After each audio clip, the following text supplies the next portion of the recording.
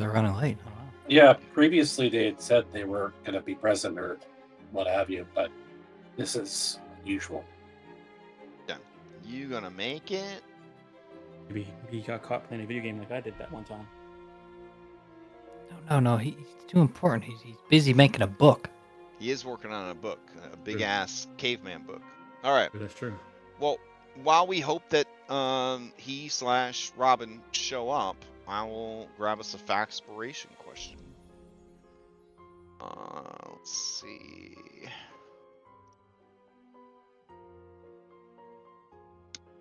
I had to give the bad news to one of the most emotionally mature players in Daybreak that of all three groups, they are the least likely to successfully complete this campaign. Yeah. Oh no. Yeah, they're in a bind. Did they take it on the chin? You said the most emotionally stable? Yeah, I had. Well, I was talking. Yeah, because I didn't think the others could handle that news. Do you know what I'm saying? Juanito.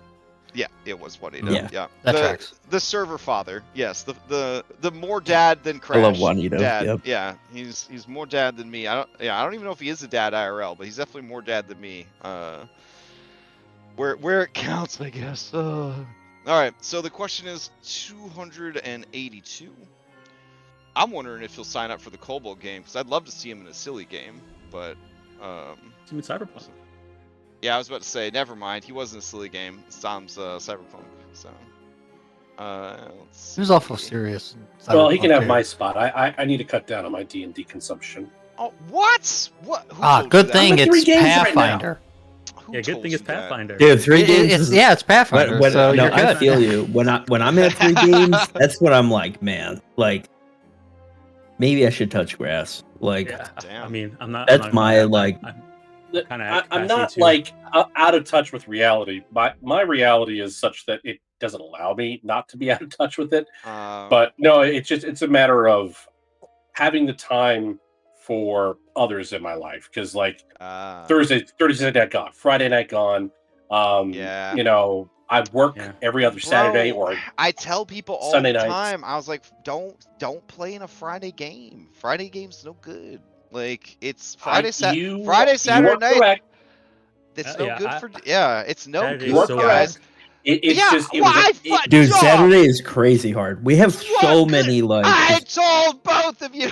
Well, I knew it. I knew mean, it. I knew it was hard, but the game. I knew what I was good. getting into. God, It's so good, though. man. Yeah, All I right. knew it too, and I still doubled down. Anyways, all right. What was your first thought when you woke up this morning? What was your first thought when you woke up this morning? That's an easy one. Yeah, I So- know this one too. Yeah. So while you ruminate on that, would anybody like to recap what happened last week? It was a pretty decent amount of things happened last week. Roll D20 in the chat for a recap inspiration, demon inspiration that can be used to reroll dice. So wow! Oh, get on more. I want more big numbers. Oh, This should have been Okay. Dragon Bane. right. All right. Going once, going twice. Sold to Team Ann. I like how the third head is kind of squished. I know you did it on purpose. Yeah, you said they were pretty off. Yeah. So, previously on Curse of Strahd Nightfall, we come back at the end of the fight with Argenval's Toll, making our way further up the Mount Gakis towards the Amber Temple. We take some time to recuperate a bit, get our bearings, and but as we head up, there's signs of conflict happening below us, and it's time is running short. And so, in our as we try and rush to get towards the Amber Temple, we stumble through, mistakenly walk over a giant frozen lake that's super slippery. And once we get into the middle of the lake, we're attacked by the land itself. Ice creatures attack us, and we have to defend ourselves from these ice creatures. So we do, and it was a pretty hard-fought battle, but we were able to take care of ourselves well enough. There was a lot of slipping, though. Lots of slipping. Having trouble getting up. But we made it through and finally made our way to the Amber Temple. Once we got there, we saw there was a large open front area to the temple. And up above, we saw signs of the rock. Not wanting to get involved in it and fight it, considering everything else we need to do, we rushed towards the entrance of the Amber Temple. Some things we did notice as we were heading towards the Amber Temple was that there were large amber statues of unknown people. Once we finally got to the main entrance, we saw there was a corpse of a person wearing a robe. The robe, they had an anthem, dagger, big knife, whatever you want to call it, and it crumbled to dust as soon as it was picked up. We struggled to make it down all these stairs that led further down into the Amber Temple, squeezing and pushing ourselves through. On the way there, we did see that the walls were covered in writing, telling us not to come here and should avoid this and don't repeat the people's mistakes that whoever set this place up. So what did you do after you saw that warning? Kept going. Okay. Just checking. Yeah. I mean, you can turn around and walk off the world, or you can head down to here. So head down. What's the worst gonna happen? It's not like it's the death house, right? So we made our way through, and once we got to the bottom, we saw a big mural filled with manner of strange, horrible creatures. The smart people in the group sort of recognized some of them, but we did notice that it was a large bat-like monstrosity that was sort of shown embracing all of the weird monsters. The image. Once we got into the Amber Temple, we saw that we understand why it was called the Amber Temple. The amber all over the place, but the amber kind of like flesh, sort of. There's something squirming under it. Either way, we started to explore. Went through one of their doors, ran into some young Kavani. They were pretty much lost. That's Robin thought, and so Rahadin just went through and killed them all to make sure they put them out of their misery, I guess.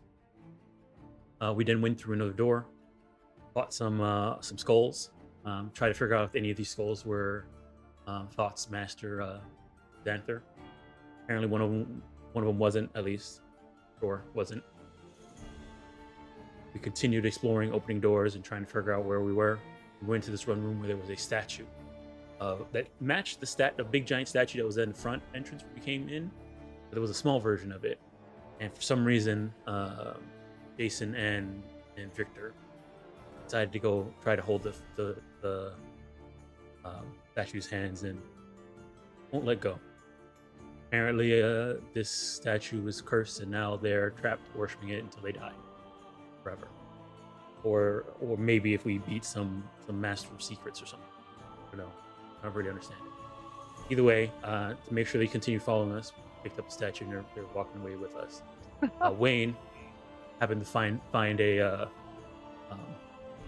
another secret door. He found one before, and inside, unlike the last one that had the crumpled papers, this one had a bunch of skulls that fell out and hit everybody. Now we're dealing with a sea of skulls. Jason and Victor mind controlled by this statue, and just trying to figure out where we gotta go next. Damn, that was a lot of stuff. All right, take your recap inspiration. If anybody would like a D10 Bardic inspiration that lasts the whole session or until you use it, roll a D20 in a chat and answer a very simple question. What'd you think about when you woke up?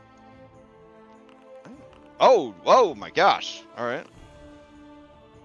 Okay. We got a 19 going once, going twice. All right. Taylor, the Swift. What'd you think about this morning? Yeah, so I knew today we were going on like a pretty big mission into the Amber Temple, and Rahadim's gonna be there, so I've been thinking about how to, kill him with it being an accident. Ah, okay. Sounds good. You may ask the same question of any willing PC or any NPC you've met previously. Let's ask Rahadim. Okay. So the camera cuts to Rahadin. He's in the same interview chair in the same spot in the office. And let's see. Hold on. She said she wanted to do what to me? Oh yeah. You weren't supposed to tell him. Yeah, he says, well, first of all, my people don't sleep. We enter a state called reverie. But when I woke from reverie, I thought to myself, how am I to finish the business of genocide I started so long ago? I know that Strahd has forbidden it, but accidents do happen.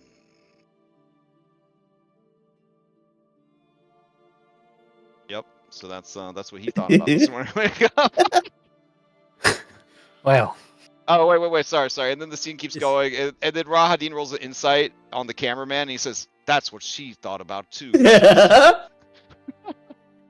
And the cameraman's like, "No, that's not. I can't say. I gotta." And his nose starts bleeding as the psychic whispers intensify. Okay. You guys, Is that just a Dust Elf thing? what? Killing each other? This is the only two Dust Elves Anne has ever met. So. Oh yeah. Wait. Did you not meet any other Dusk Elves? we No. never ran into any others. Oh my goodness. There Okay. was one other guy, but We almost went, but I kind of steered us away. Yeah, because we went to Baba Lysaga, and then Stone passed got by. marked. That there was no connection there. So Oh, okay. Excellent. All right. Well, I read ahead. I know spoilers, but apparently I'm supposed to read the adventure as the DM. So I read ahead. Ooh, baby. We're in for some times. We are in for some times. All right. Let me do a couple of things. One, I got to get you guys back into the dungeon. Two, I got to get the music for the dungeon. So, one step at a time, I guess. 3 profit. Let's see. Is that where you need to go? Or is that's where you need to go? If it helps, when we opened up the door to the room full of skulls, and then Thought went through the skulls, Yeah, and it then said example. yeah. And then Oh, the okay. other door opened. Yep. Thought ran through? No. So I was like, we got buried by the skulls, and then I thought, I was like, are any of these Exantha? And then he kept saying Exantha, and then the door on the other side of the skull hallway. Oh, right, because of the opened world's up. most secure password. Yep. Okay, Yep. gotcha. Okay. Excellent. So let me go grab the music. Music for Curse of Strahd. That music. Let's see.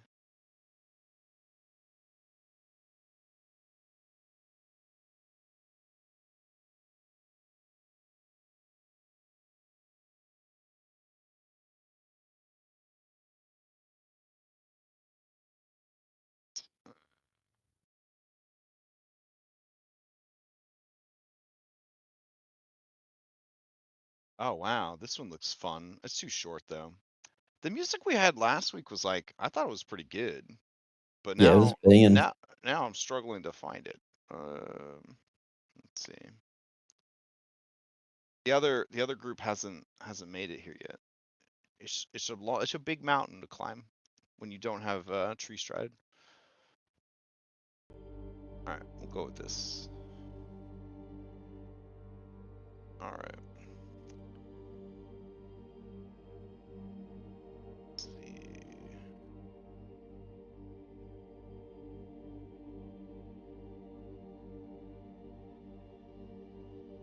Amber Temple backgrounds? Maybe it was Amber Temple background. I love the amount of support this campaign gets compared to other campaigns.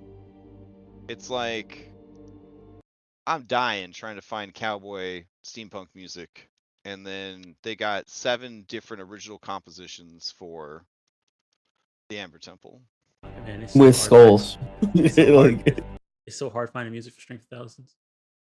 But yeah, for sure. I'm sure it's like at a certain point, it's like, okay, how much African flute music can we play before we run out of African flute music? Oh. All right. Now I'll take you over to the map. at least for Cyberpunk, you can just play E EDM. Yeah, Cyberpunk was easy. Very easy. Get ready for the fight of your lives, maybe. Let's see. Oh, this Ismark needs some buffs. Hold on.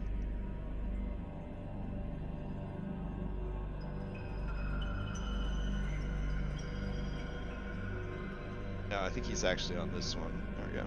Okay. And one more time here. Yes. Alright. I think I brought you over to the right map. Can you see yourselves? Alright, sweet.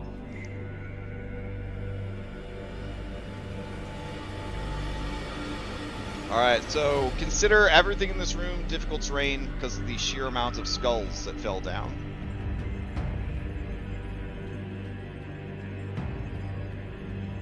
Taylor, I'll just say the.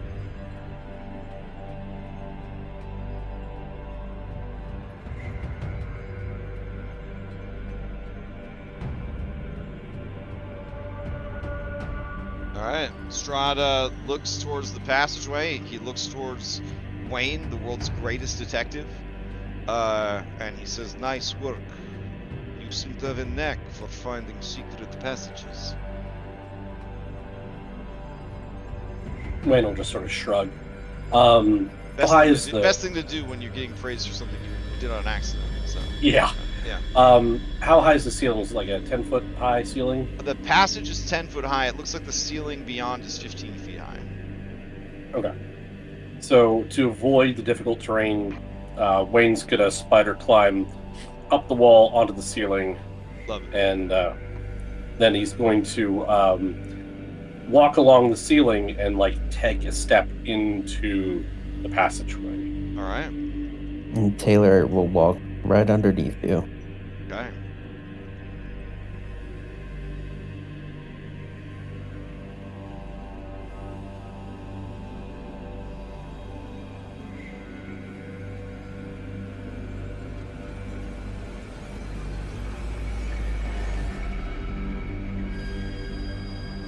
I He'll thought. step out onto the wall and then up another 5 feet, I guess. Is that him? Oh, yeah. So as you enter the room, there is a flavor text right before the meteor swarm comes down. Let's see. Hey, Mythic or something? I mean, meteor swarm is always the right answer. Once you Yeah, get once you get in to your level 12, personal room?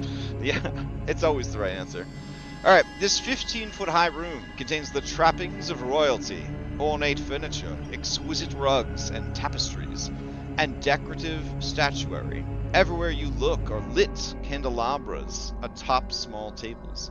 The beauty of the decor is undone by thick dust and cobwebs. Centuries of neglect. Floating in the center of the room is a bejeweled and rune-etched skull that glows with a turquoise light. Blue pinpoints of light burn in the skeleton's eye sockets. "Do I know you?" it asks.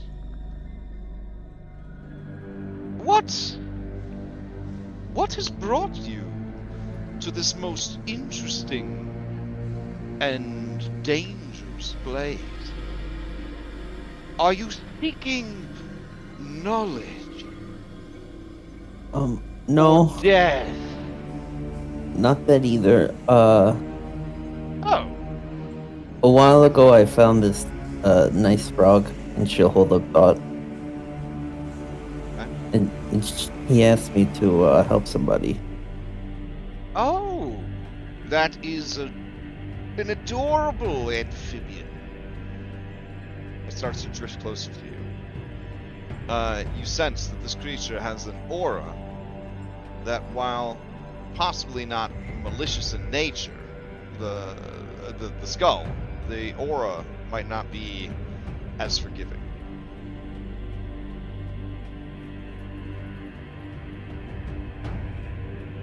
Alright, as it comes closer to peer at the thing, I need Taylor and Wayne.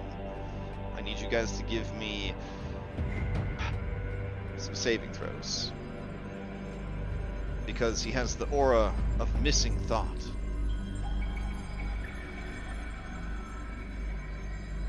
You must make a DC 15 or become feeble-minded. Oh dear. Oh, dang, that's intelligence, huh? Okay. Just dice. Ooh.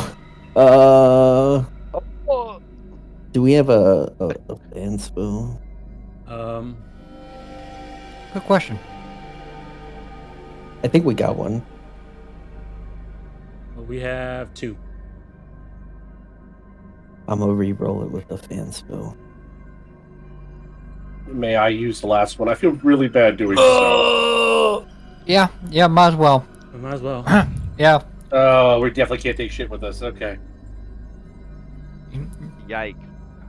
My world. Alright. Oh, You can't unreal, guys. at a cost. Okay, so feeble mind. I guess record somewhere what your stats were before the change. Because now your intelligence and charisma are 1. You also would take 4d6 psychic damage. No, wait, that's if the spell is cast, so you're just getting the effect. Alright, so your intelligence and charisma become 1. You can't cast spells, activate magic items, understand language, or communicate in any intelligible way. The creature can, however, identify its friends, follow them, and protect them. Every 30 days, you may attempt a new saving throw, and if it is successful, the spell will end. It can also be ended by a greater restoration, a heal, or a wish. Alright. He looks down at the frog that you were holding, and he says, there's something about this creature that is familiar to me.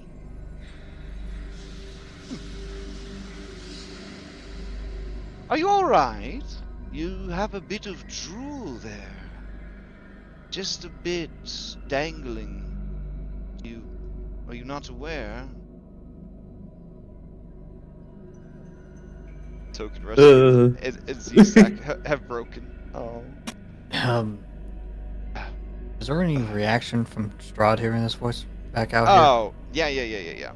I had to roll for thought too. It's unlikely that thought passed, but here I'll just roll.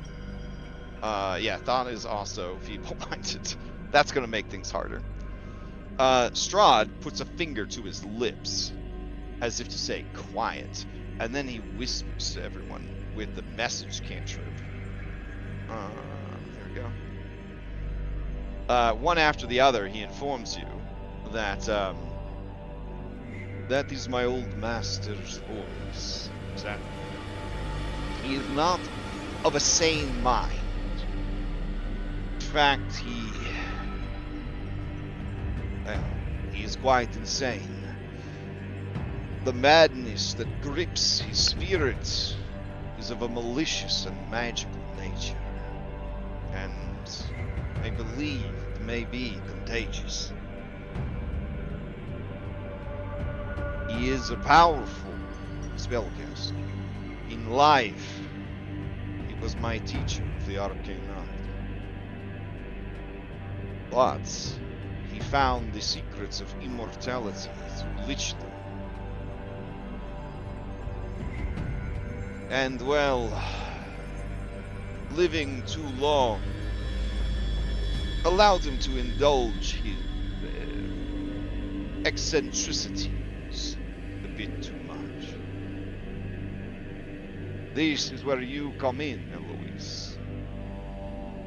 But this will be difficult. I believe to cure his mind, you must touch him. But to get close to him, you might lose your mind.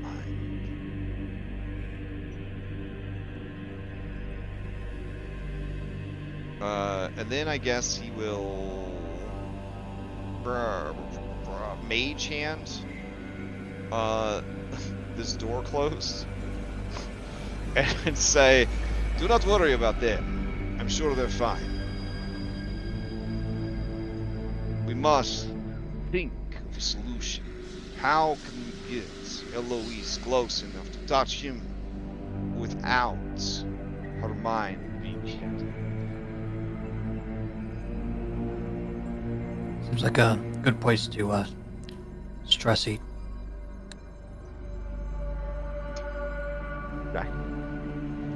Strahd looks around at everybody like, come on, the brain trust, we're all here. There's no bad... Alright, you know what? He's gonna fucking say it. There are no bad ideas. Just put out whatever comes to mind. I'm sure we can find some way to make this work.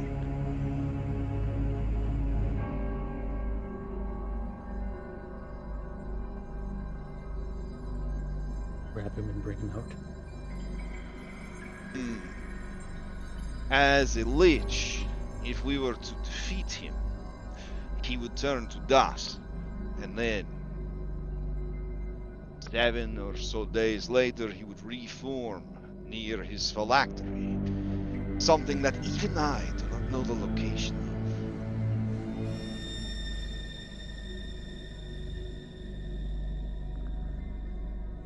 It stands to reason that if we also appeared to be a threat, he may harm us. Or destroy himself. Process. USU Kolyanovich. Some way to shield Eloise. That way she's not affected by whatever's around him.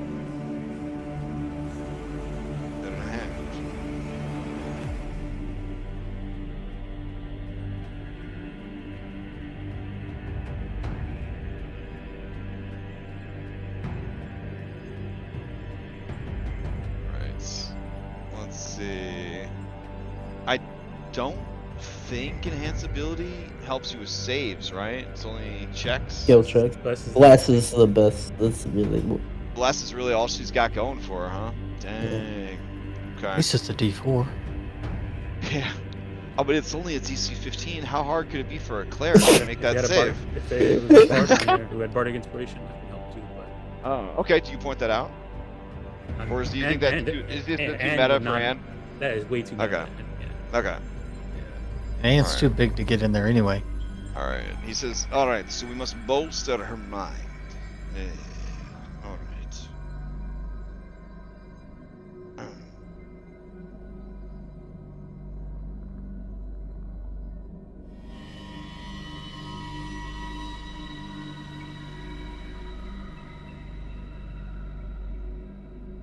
I would say if you guys have like a potion or something that would stack before, that would also work. Alright. What about this?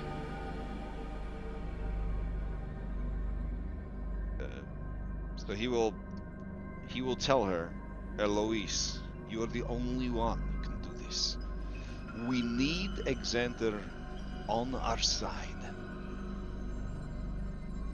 Otherwise, he is useless and dangerous. She nods. But she feels like he's putting a lot of pressure on her. I'm not gonna lie. Feels like he's putting a lot of pressure on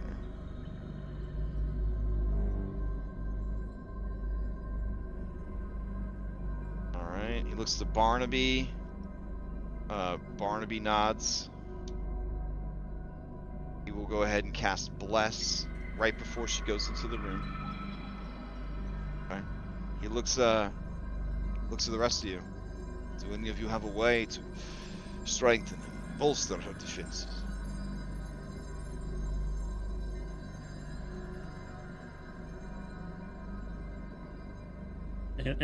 Everybody looks around. All the fighters look at each other.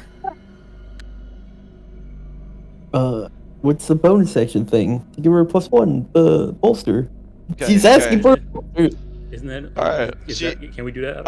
Eloise asked if the resistance cantrip will stack with bless and a bardic.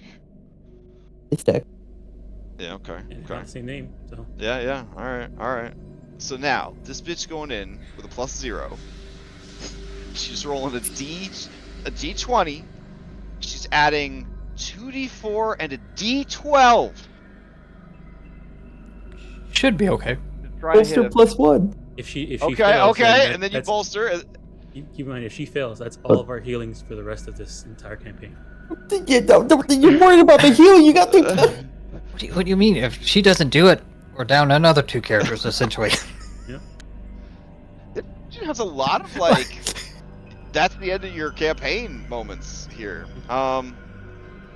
We'll God go damn. outside and watch the world fall apart All together. right, listen. I don't want to manipulate the platform we're on, but in the past, people have donated fan inspirations directly to NPCs. Just saying. I'm just saying that's a thing that I've seen happen before. There's a big titty goth girlfriend that's I think still carrying around like 5 or 6 of those bad boys. Looks like YOLO just donated a fan spoke to Nightfall. Oh, yeah, it has to be for the character. I mean, it's not like YOLO Dandolo could then type into chat. I meant to say it was directly for Eloise. That'd be crazy. So, alright. I know, right? What a coincidence. Can I donate to Strahd to get disadvantage on the roll? I am Mr. V. Oh, man. Okay. They want the suffering to stop, I see. Strahd's on Listen our here, side. dude. We're already in. Oh, I guess they forgot to put that part. Okay. Okay, so I'll remove it from our side. Alright. It's on Eloise. Alright. So, this is pretty much the best she could have here. Okay. Now, I ain't gonna roll this, so one of you will have to be brave enough to roll it. It shouldn't be Remy or I. We have proven utter failures. Alright. I mean, I don't think it's No. bad. You I don't can't think it's make a that bad. speech. Do not make a speech to us about your luck's gotta turn around sometime. Oh, Yeah. no, not yours, but Remy's will probably turn around. So, Yeah, my dice are pretty faithful. alright. Okay. I don't yeah. know. I don't know. You got this. Alright, we're gonna enter an initiative for it, just so that the buffs don't go away too fast. They're not automatic in 5 minutes. Oh, really? Okay. Don't worry about it. I thought stuff expired. They do, but it still does the thing even when it expires. Oh, okay. So generous. Alright, so we got a bless going. Okay. She got an inspo. She got a bardic inspo. She got a bolster. She's gonna cast resistance on herself. Maybe the only time in I'm surprised you have an effect for resistance. I'm not gonna lie. it's in the SRD, that's why it's there. I didn't make it. Alrighty. So who will be rolling these dice as she moves in? I mean, I'll roll it. I'm not afraid of it. Alright. Anyone opposed to No one to else Remy wants to rolling roll this? it. Do your thing, Remy. Yeah, that's fine. No, I think Dom needs to roll it. Remy is Dom? first. Yeah. The person who got 5 nat 1s in a row. Sure, it doesn't Was this happen recent again. or was this a while ago? This was during this campaign. Hey, man, why are you losing all your faith in me, man? Listen. The stink is on us. We got to give it some time. I'm sorry. I don't know, man. Alright, I'm gonna leave. You know what? Since you guys can't decide, we'll do a poll. All in favor of Remy. Remy. Alright. No. Okay. Let's see. Just flip a coin for Horn. Let's see. Wade Sealer. Jason, you can still roll. even though you're cursed. And then we don't have our 5th, so just Can we vote crash? I'd prefer not Dude, to. don't It's put that very on him. important. Yeah, it's a very important role, man. I mean, I wanted you guys to have that agency. I mean, I'll roll it if you want, but I mean, all right, here you go.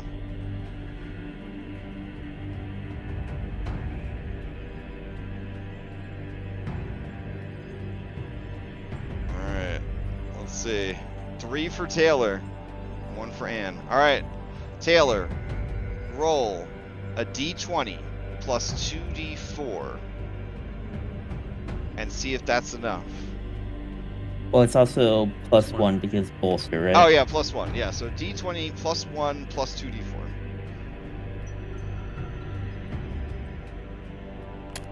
No problem. No problem. All right. At You 20. rolled a nat 20. Rolled a nat 20. All right. She rushes into the room. She jumps up and she boops Exanther on the nose socket, and then she casts Greater Restoration with her last 5th level spell slot. All right. As she does, the skull looks around. And as she does, the madness that gripped him, that spread to Taylor and Wayne, ends. And he sees, thoughts, and he says, "There you are. I've been looking everywhere for you." You won't believe where I found him. Thought leaps from your shoulder. I can't select him. He's just too fucking small. There's a bat on him. And like all of our mods are just broken. All of our mods are just broken. I got the warning today when I logged in to do prep. It was like, the end times are here, bro. Like there's an actual message that said, yeah, you must press the button. Yeah. Every time you sign in, the button just gets bigger and bigger and bigger. This is actually a warning banner that popped up that was like, yeah, your mods are degrading. So, all right. Thought leaps from your shoulder and lands on the head, and he says, "Oh, I've missed you so much. Where'd your body go? You let it wander off?" And Exanther says, "I suppose I did. Oh, I hope it isn't getting up to too much mischief. Well, who are your friends?" And then Thought says, "Oh well, they're called SWAT, after the police officers that they use on Yath, the special forces ones." Exanther says, "Ah, I love Yath. Well, SWAT. Wait a minute. You're not a part. Are you a part of SWAT now? I recognize you. You came here before. There was a Minotaur who was in a very bad way, and a little guy with a tremendous mustache and beard. There was a werewolf, alcoholic. You were having a very bad go of it, if I recall. Didn't you try to defeat Vampire to end Strahd's reign of terror over the land?" She stares at him. She looks back at the door, and Exanther says, "Oh, is he here?" And then, like, Strahd, I guess, Taylor is behind you, and like, they share like a look. And Exanther says, "You've looked better, my student. Has the burden of your ill-gained immortality finally begun to take its toll on you?" Strahd says, less than it has taken on you, old man. But it is more the curse, less the vampires.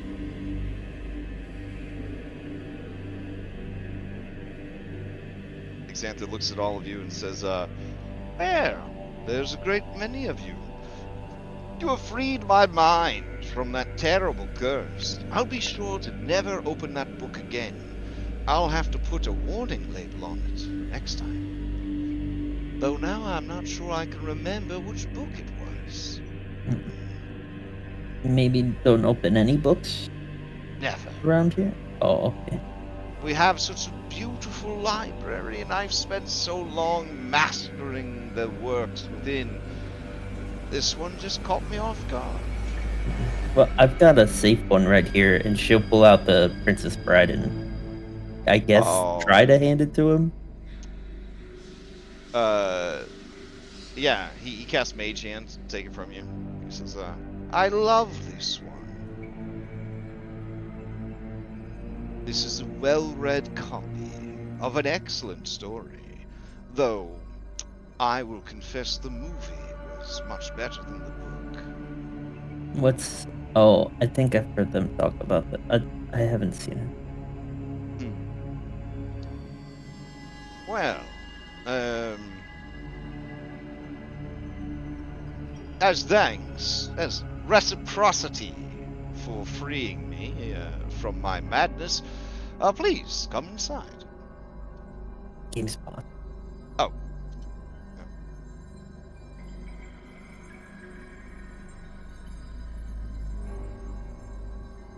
Alright, you see right here a piece of furniture called a... Hold on, I looked this up. A divan, excuse me. This is a couch that's built to be used as a bed. You might be wondering, why not just make a fucking bed? I don't know. I'm not in the furniture fandom. That's just how it is. So. If you only can have one, you might as well have them both. One. Before the sleeper sofa, there was the divan, excuse me. It's the therapy couch. It is, I guess so. Yeah. Yep. Yeah. All right. Yeah, this room's in bad shape, but it also feels like a cursed sanctuary. So what that means is it functions as a sanctuary. However, it's still unsafe to use it. The fuck does that mean?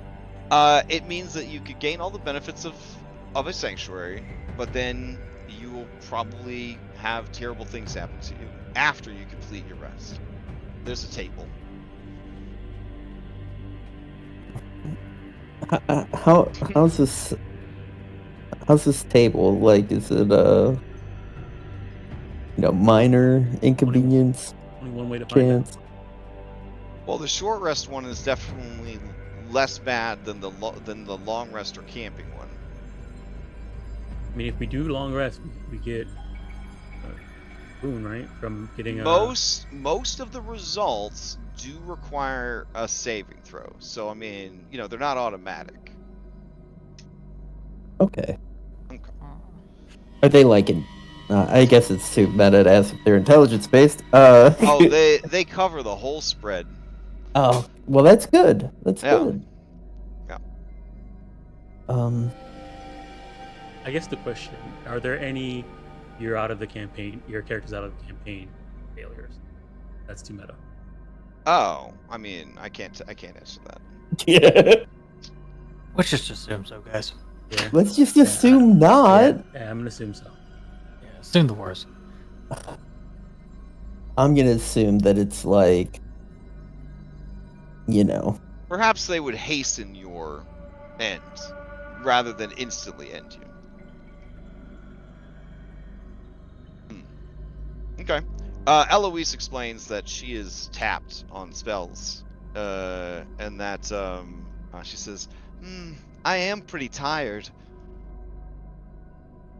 I know it's selfish, but if we're gonna use my magic to get through this, I am going to need to rest.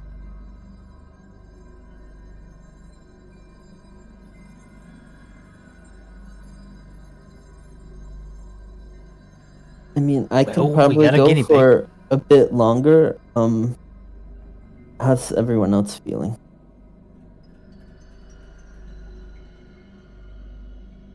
I could continue.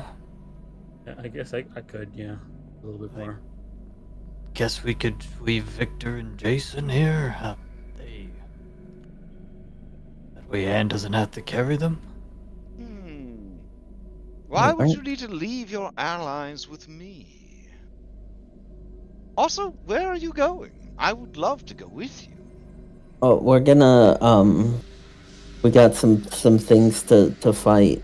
And we're Oh, you sly dog. You clever little boy. You have trained up champions to fight your patron.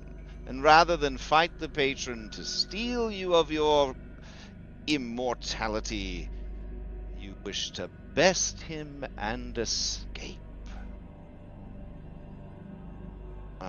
Strahd looks at him like, well, thanks, bro. Kind of putting it all out there on the table. And he says, that is correct. Ah. Well, I have to say this is a pleasant change of pace.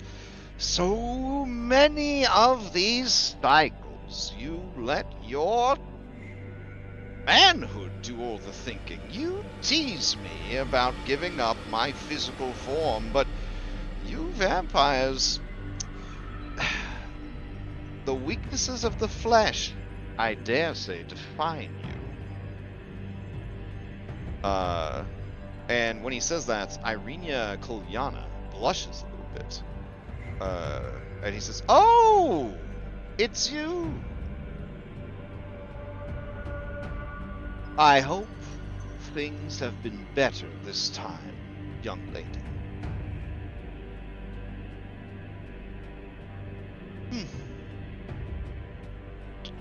Well,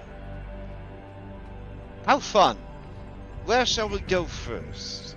Where would you like to go? I know every nook and cranny. While I'm with you, I will dissuade the guardians of the temple from attacking you, for they recognize me as its last remaining steward.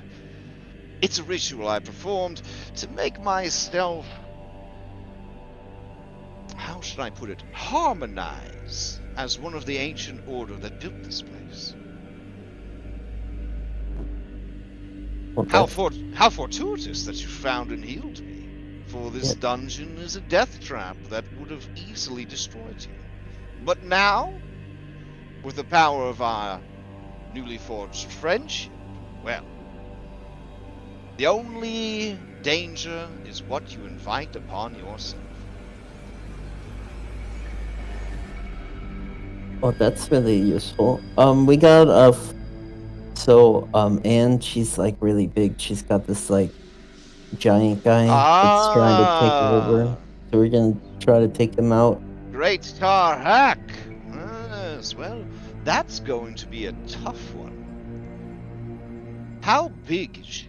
Has she reached her final form yet? She's in the hall, but she's like 15-ish feet tall. Oh my. Madam, are you of the right mind? Oh, she's got some extra heads. I see them. And looks through the hole and says, yeah, what? Uh-huh. Are you prepared to answer a few questions for me? Have I, okay, looking through, do I see him? See it? I guess you don't see it, no. You just hear the voice. Okay. Alright, then, oh, what questions?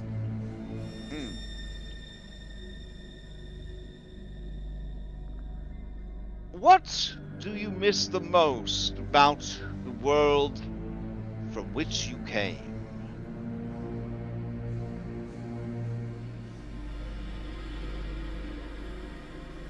There's I think like the other two heads are saying like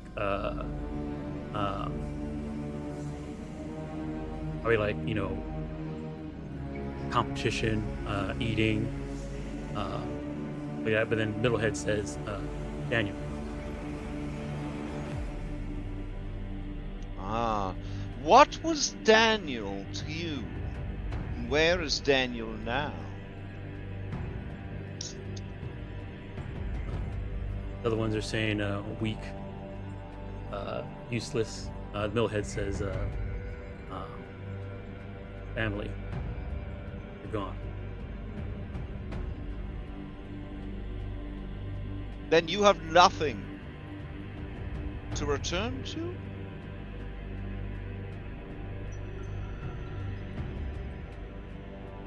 No.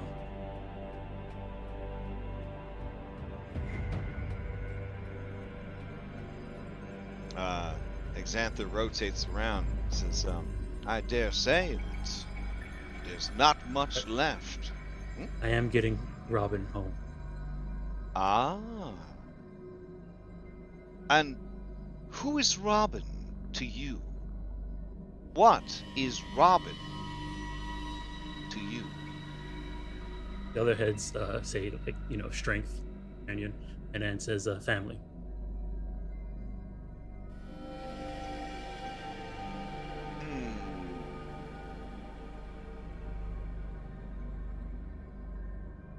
It might be enough. You there, Robin? Are you prepared? Possibly have to kill Anne, who is family to you. You to her.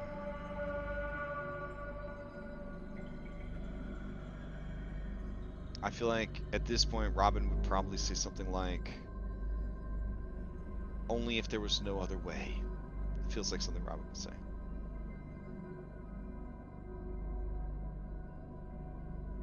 That very well might be the situation that you find yourself in, for Great Tar Hack. It's quite strong, and his grip on your friend is deep.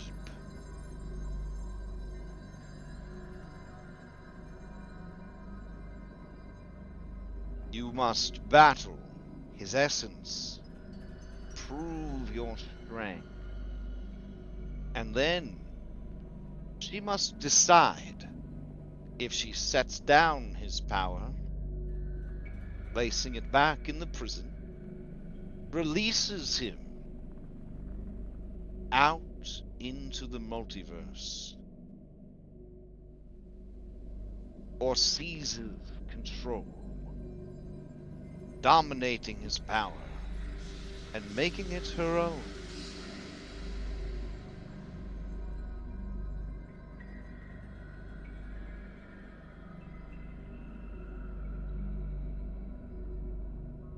And I ask you, what will you choose?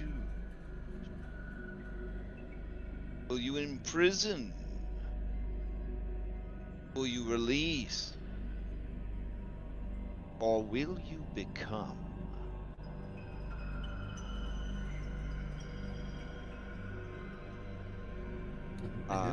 Yeah. Hands quiet about that.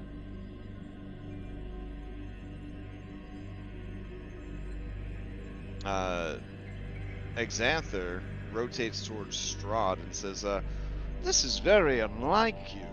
Normally you're very selfish and manipulative, but why would you risk failure so close to the end by letting them deal with their problems first? Why not just go to Vampire Inner Sanctum right now?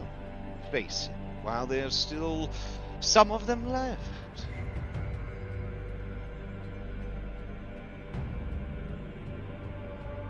And you see tired Strahd He just stares at the skull and he says, I have done this too many times. I have failed from my own hubris. I have failed from my own desires. I have failed because I could not trust. I have been unable to find any that would trust me and that I could trust in return. Something happened to these. Something changed. They saw the truth like none before them.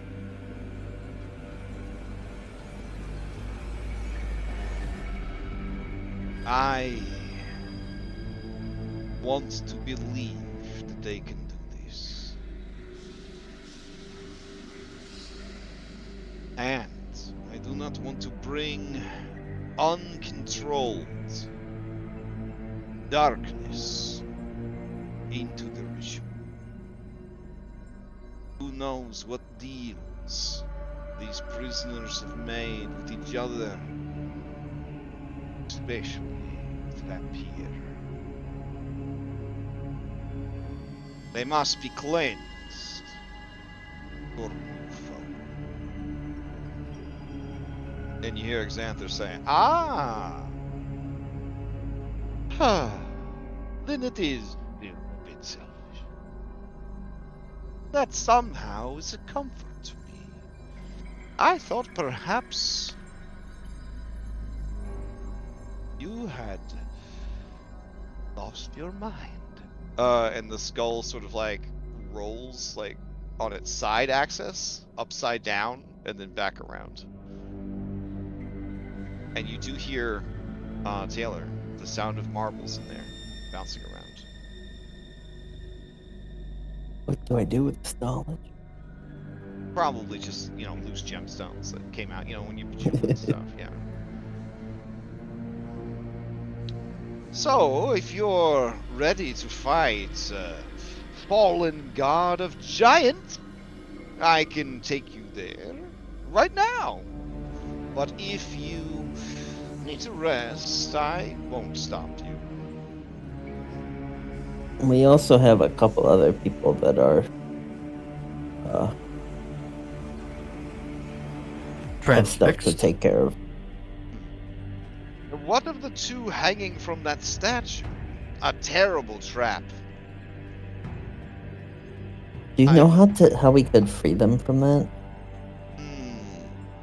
Well, a dispel magic could do the trick. He looks at Strahd and says, I am surprised you didn't realize that. Or maybe you did, and you just didn't want to use up your precious resources until it was more beneficial. I don't mind. Bring them in. I'll give it a shot. And we'll hold the statue in one hand and like push it in. I'm so sorry, Darby. I let you make that whole character, even though I knew the room you were going to go into, because I wasn't 100% sure. Yeah, you could all walk inside that room and got people mind. Not over yet. Yeah. All right. Pass along, I guess. Oof. This is some big dick magic that he's going to have to deal with, though. He says, I can do one. But the other, I will have to try and see. It spins, or he spins, it spins, and looks at Strahd and says, or you or one of your pets could give me a little boost.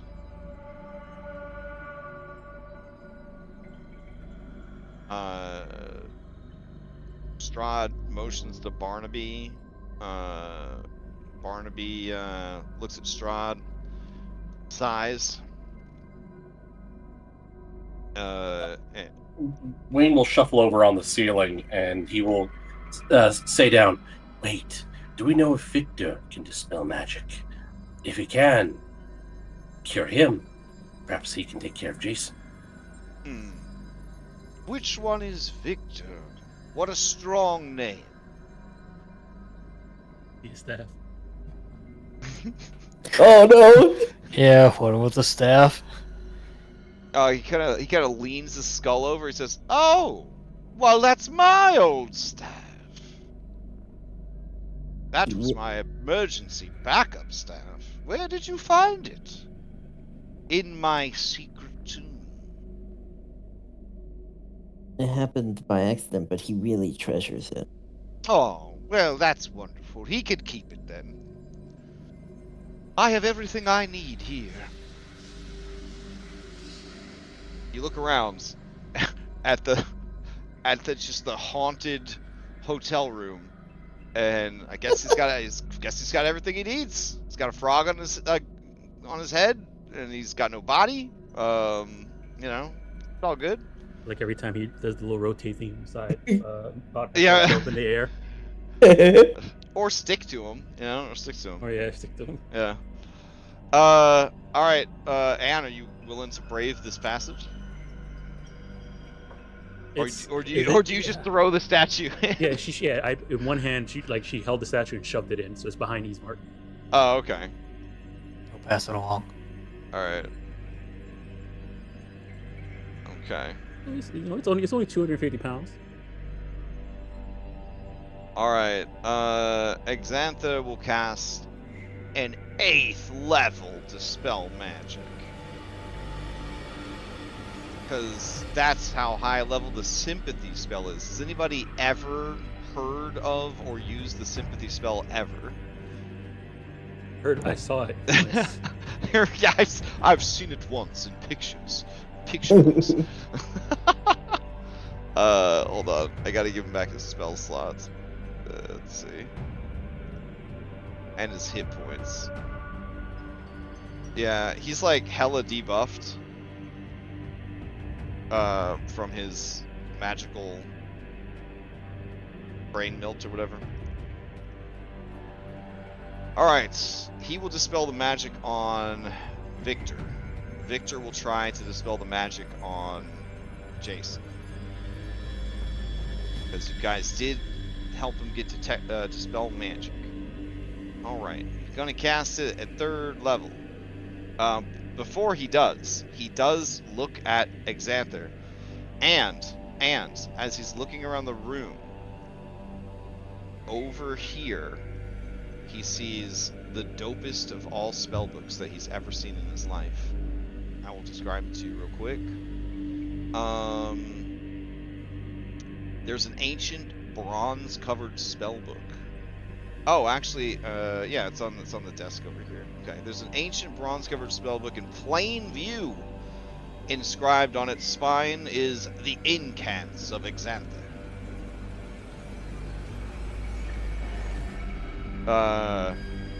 Exantha says, "Yes, you like what you see? Well, wait till you see the library, young man.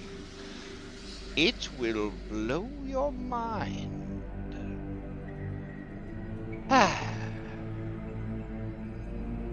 It is good to see a young wizard.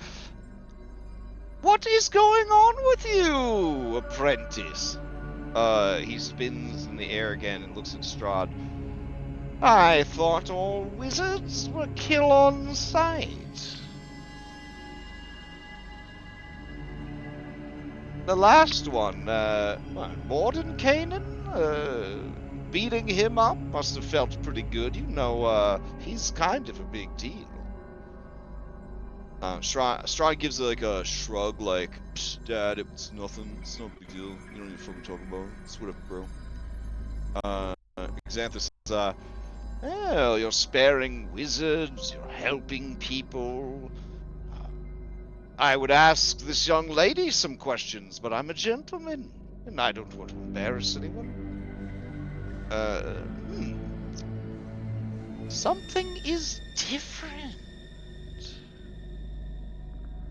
Fascinating. But I don't buy it. It's not my business. But I'm not convinced. Alright.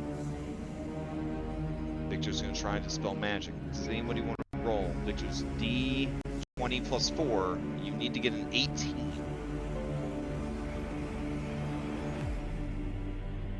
I guess since this is important, and you probably are going to rest at some point, Strahd will use Valoric Bardic Inspiration on Victor. So you have a D12 to roll.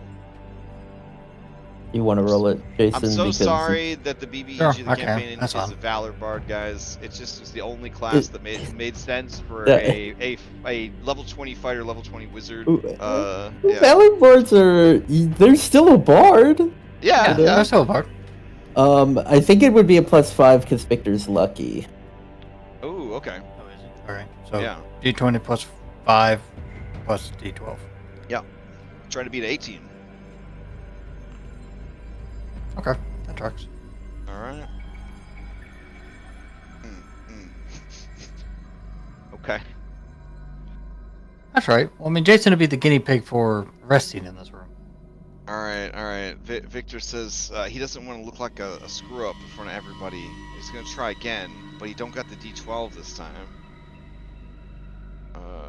So he's gonna cast Dispel Magic a second time, burning through another spell slot. Oh.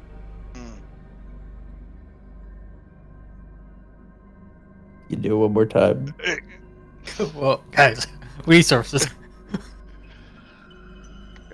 Okay. He wanted to do it on his own. He wanted to use stone magic to do it. I mean, if we're going outside this room again, maybe we hold off. Caution. Strahd just shakes his head at Victor and says, leave him for now. He is compromised. We don't need any sorts of complications when we're trying to free Miss Payne from her predicament.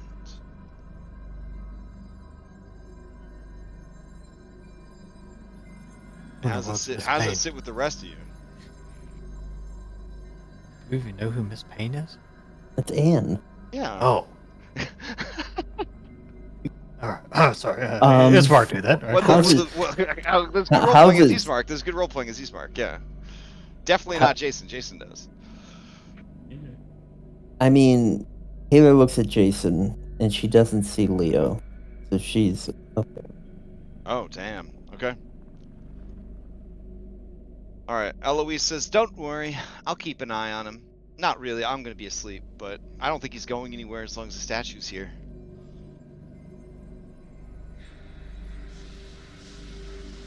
Barnaby looks at the skull and says, is this place is it actually safe to leave her here without you?" And he says, "None would dare enter my inner sanctum." To all these people that just entered his inner sanctum.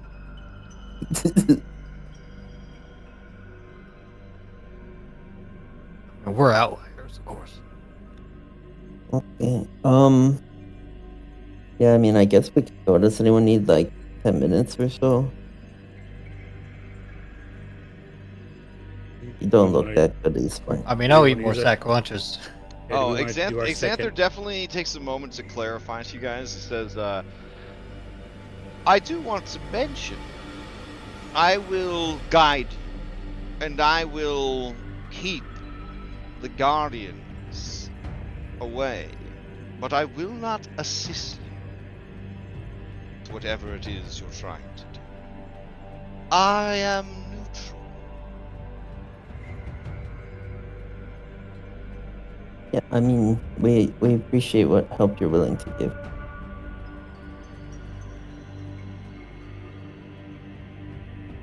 Does anybody need a short rest? But short rest table is gonna happen. So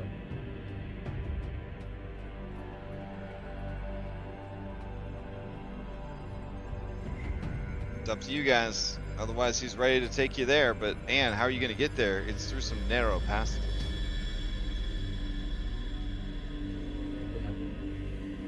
I'm actually going to try to figure out where he is because this map got chopped up so hard. Wayne will ask Xanther if he is aware of what's going on beyond the walls of the Ember Temple. I'm not sure how much time has passed. I remember Strahd's fight against Mordenkainen, and then that damnable book just robbed me of my senses. Please don't Why? take Is offense. there something happening outside that I should know about? Yes. Oh, is Please the dragon dead again? What do you mean again? Oh. I mean, is the dragon dead?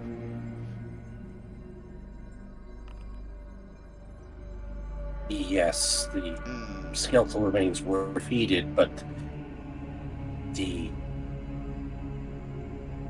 fabric of Next existence of time, this you realm shouldn't make it is so unraveling. obvious what the weakness is. I've told you this. Strahd sort of rolls his eyes a bit. Oh, yes, you were saying? I'm sorry. I was saying that the fabric of existence is unraveling. I know you said you have to remain neutral, but if we don't succeed here, your neutrality might mean your own demise. Just saying. Doubtful. Do you know how many times this little scamp has brought about my death and total destruction? It always comes back. It always starts over.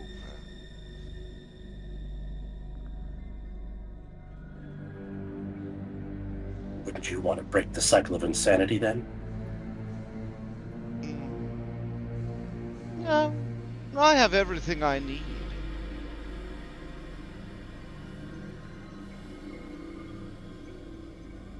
It is not my concern what happens to anyone else. Ever.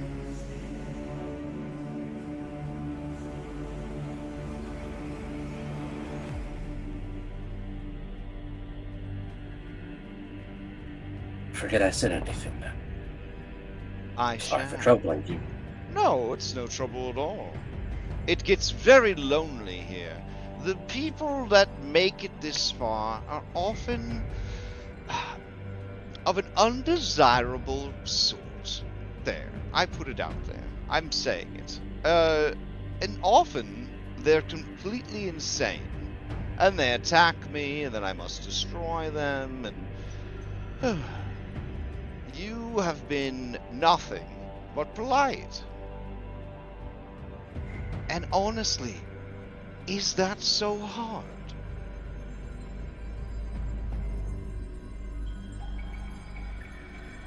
I don't think so. Exactly. Hold on. I'm trying to recall. Where did we stick? The Great Tar Hack. Let's see. Certainly down below. There. Where did we leave him? Someplace terrible, no doubt. Was he with Delbin? Maybe.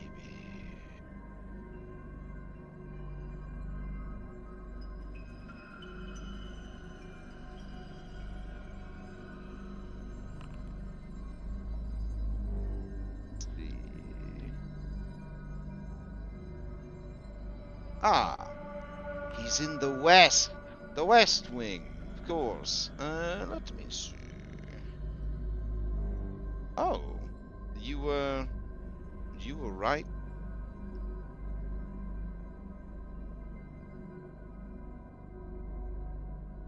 All right. Yes. This is manageable.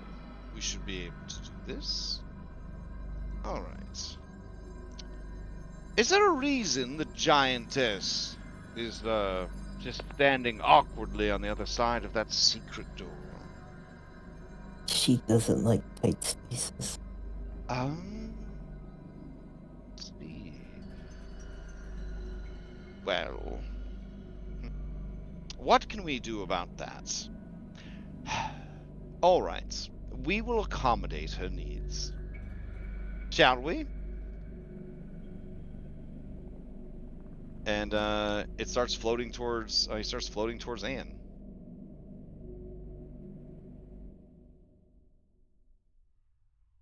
Oh, and when he comes out here, he says, "Oh, it's you, Rahadin. I have to say, I'm very disappointed in you." And he keeps going.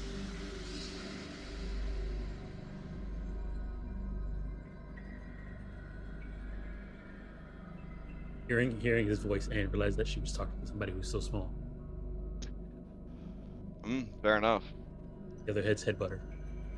You get the sense that he physically is quite weak, being a skull. All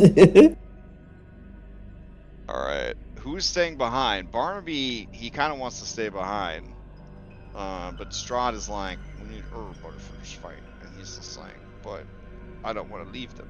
And then Strahd's like, "Do what I say," and then he looks sad, and he starts going with you guys. And then Irenia says, "I could stay with him." And then he says, "I am hesitant. Let you out of my sight. It's dangerous." And then Barnaby says, "Oh, well, I could stay here with her. You know, keep her safe for you. I know how important she is to me." Strahd looks at him. And he's too tired. He's too fucking tired. And he just says, "Then do so."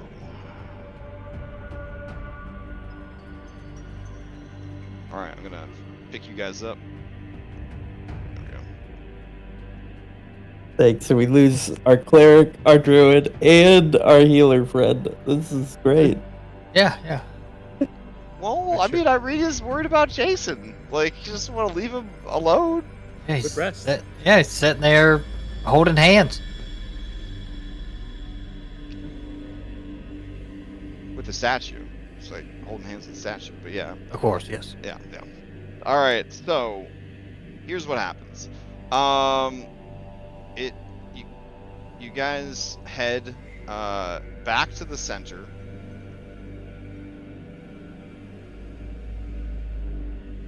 And then he points. He says, "That's the entrance to the west wing, basement level. We could go through this door, and there'll be a staircase we could take down. Or we could just float down, or go all the way around and take the stairs. What works best for everyone?"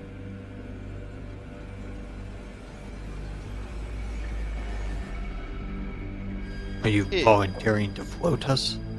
No, Giantess Anne. This is your thing. Why don't you climb down and help everyone down? That would be a nice thing to do for people that are willing to die for you. How high is this? How tall is this balcony to the ground there? Like 40 feet, I believe. Right, it's an 80-foot high ceiling.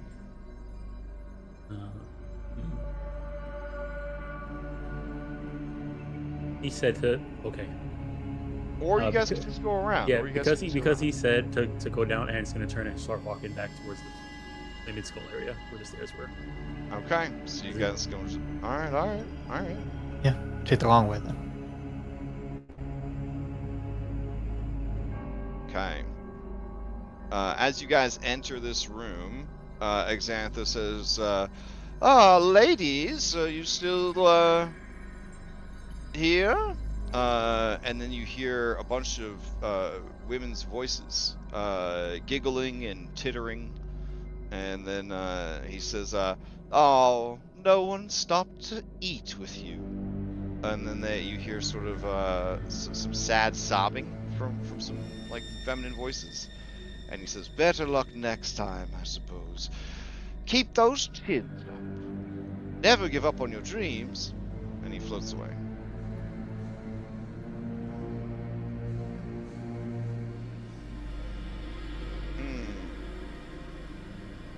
Flame skulls. Ugh.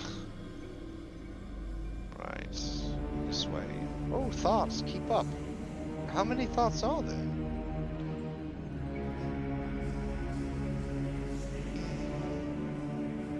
Right. So just down these stairs. Careful, don't step on the first stair at the top. And, Anne, I do mean that. You really don't want to step on the top stair. All this room. That's a 10-foot by 10-foot hallway. Okay. Now you know that he said you could go back to the beginning and down the staircase. So do you do that? Okay. Alright, so who follows him down the little stairs and who follows Anne down the other stairs? Taylor will follow him down. Okay. Not stepping on the first stair. Wayne's sticking to the walls and ceiling. Okay, fair enough. I think Robin would go with Anne. Okay, and Irenia's not here. Victor's with you guys. Yeah. Yeah. Okay. All right. Strahd and Rahadin.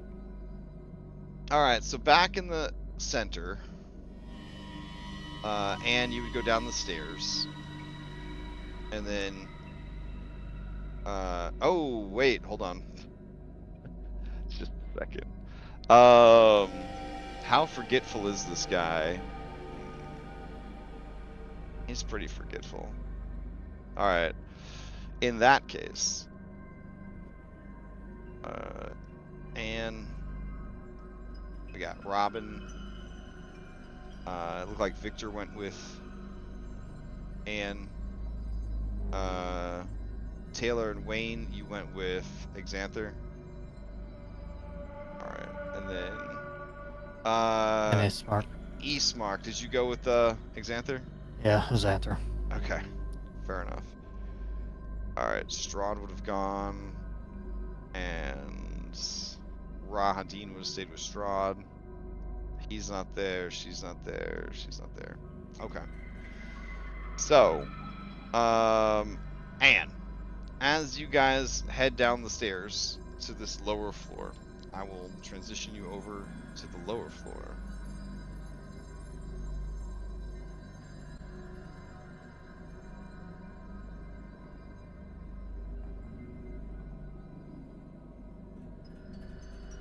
A lot spookier, right? When you're on the bottom floor. Yeah. It feels a lot spookier. Mm-hmm. Okay. A voice comes from within the hood of the statue, and it says, "Who are you?"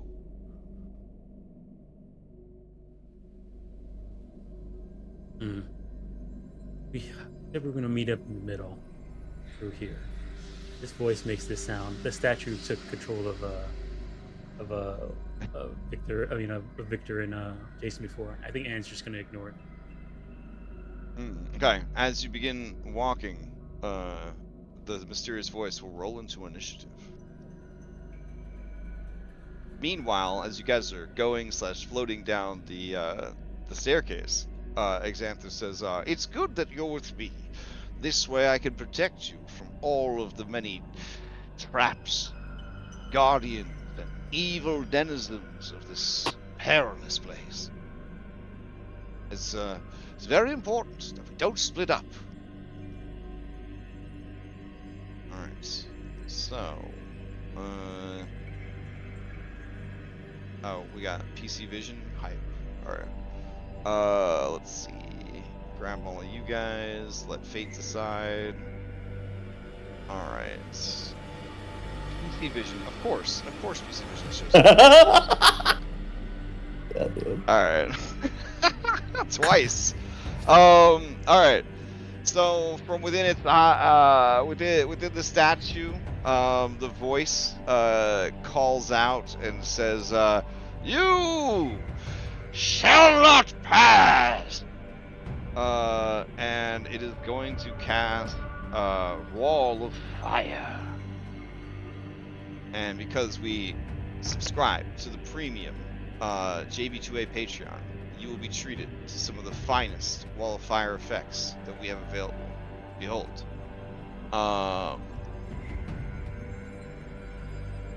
Gorgeous. Alright. And you find the passage which you were heading towards blocked.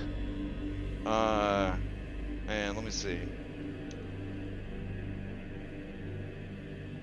Would he also burn you, or is he just gonna be like, this is my show of strength and dominance? 60 feet long. No, okay, yeah, he'll make it go right up over you, Anne. So go ahead and give me a... Where's this cloud? There he is.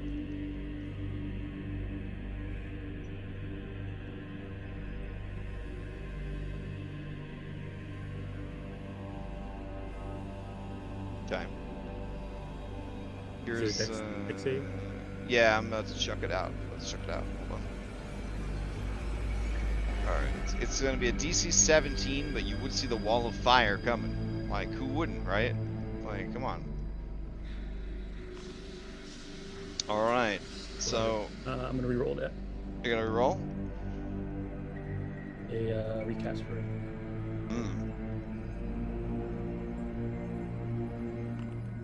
21. Oof. Okay, 21. Alright. Let's see. Damage. It was only 15. Take nothing. Alright. So as the Wall of Fire goes off, the hot part of the toaster oven is obviously towards the room. That is the statue's turn. It passes to you, Anne, to see what you do next. Checkmate, it thinks to itself. Maybe just check.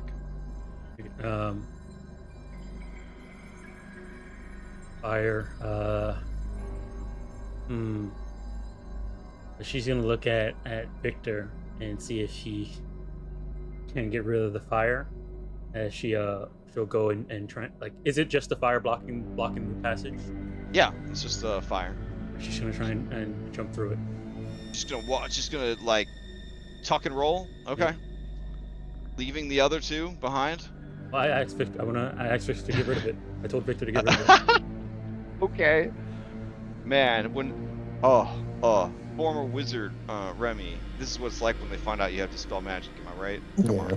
Yeah. I mean, he's also small, and this is Anne by herself with small people, with a small person. And Only they thing were is, the thing is, like, he hasn't even really gotten his gold tax from the party, so he'd probably just Misty Step her or something. All right. Dang. Dimension door. We gotta take this kid's Pathfinder away. No, I'm just kidding. All right. So Anne, I'll unpause. Go for it. Rash dexterity save as you try to tumble through. It should be an ethereal wall. Right. There's the save.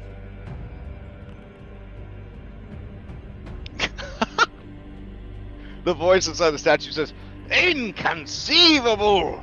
How could you? What? She's just really cold. Well, I don't like that at all." I'm going to see Tarhak. Oh. Well. Oh. Oh, my bad. I didn't know you were with the... Oh, what a mix-up. You see the wall disappear. Alright, then you guys will catch up with everyone else. Okay.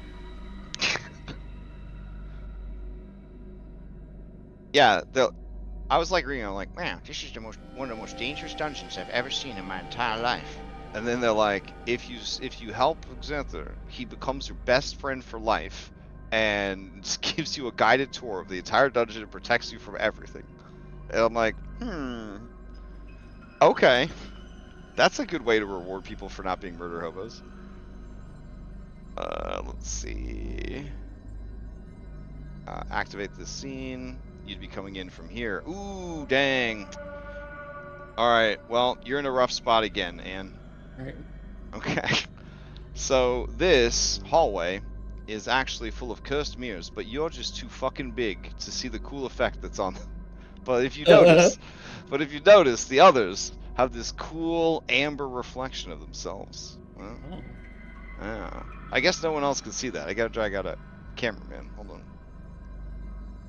Yeah, I You can guys see are I can walking see down like the longest staircase right now. Here, even Camera Bat has a Amber. yeah, a little amber reflection. All right, hold on. There's stuff you got to deal with. This is why he took the back stairs, Ann. But you know, you do you, I guess. All right, let's see. Not as smart as she used to be. You know, that The third head. the mirrored hall is what this particular trap is called. All right. Let's see. Is there flavor text for it? Perhaps. Okay.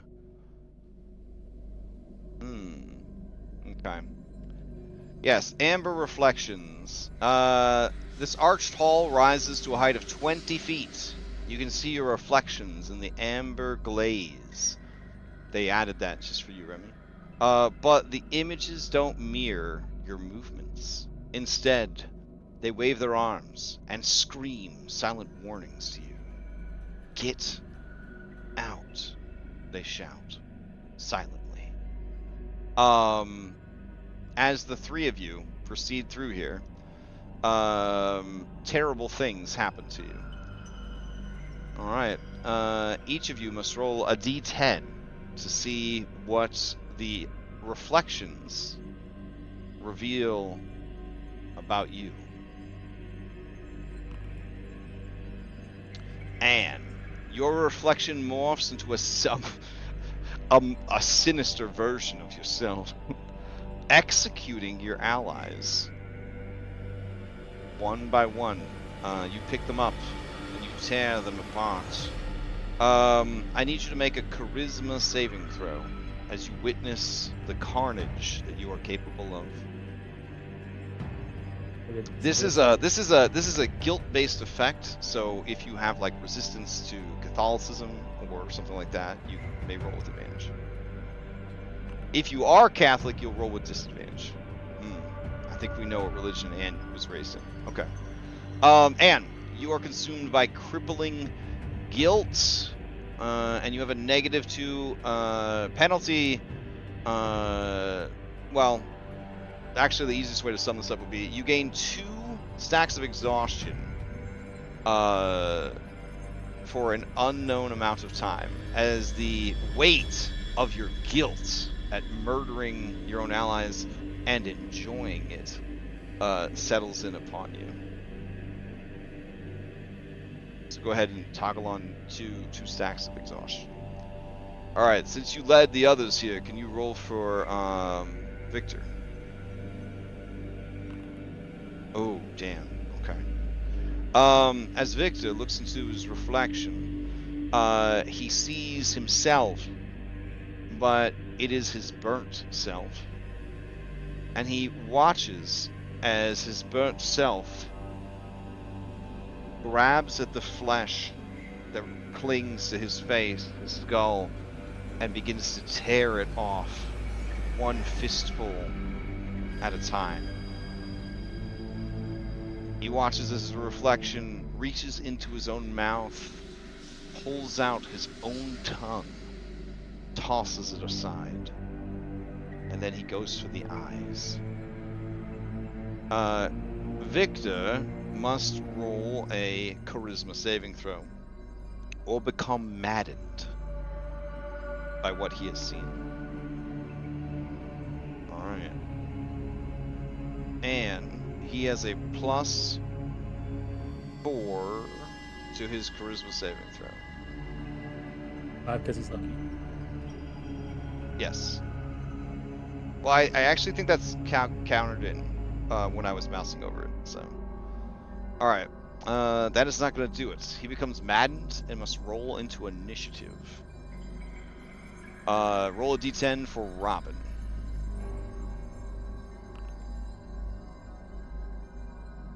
All right, a 2. Let's see. A result of 2 is aging. Robin looks at herself and sees the best years of her life are gone. Her youth, her beauty, question mark, her fitness. She is a husk. She is a bent and ancient crone. Her teeth fall out of her mouth like a jumble of hard candies. They clatter on the floor. Her eyes cataract over and everything around her becomes hard to see. Everything is hard to hear. Her hair starts to fall out. Clumps. She must make a charisma saving throw or become defeated.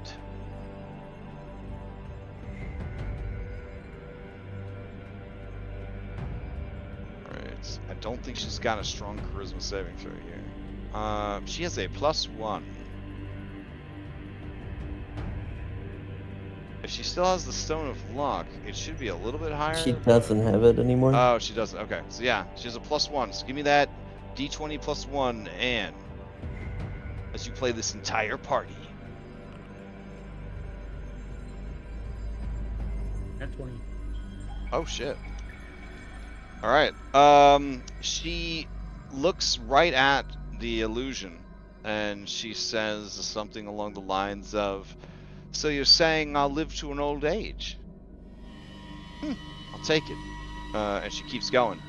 But behind her, you hear Victor just begin screaming as he rolls into initiative. Now, while this is happening, the rest of you are just trying to come down these fucking stairs. Am I right? Like, just trying to come down the goddamn stairs. So let me go grab you guys real quick.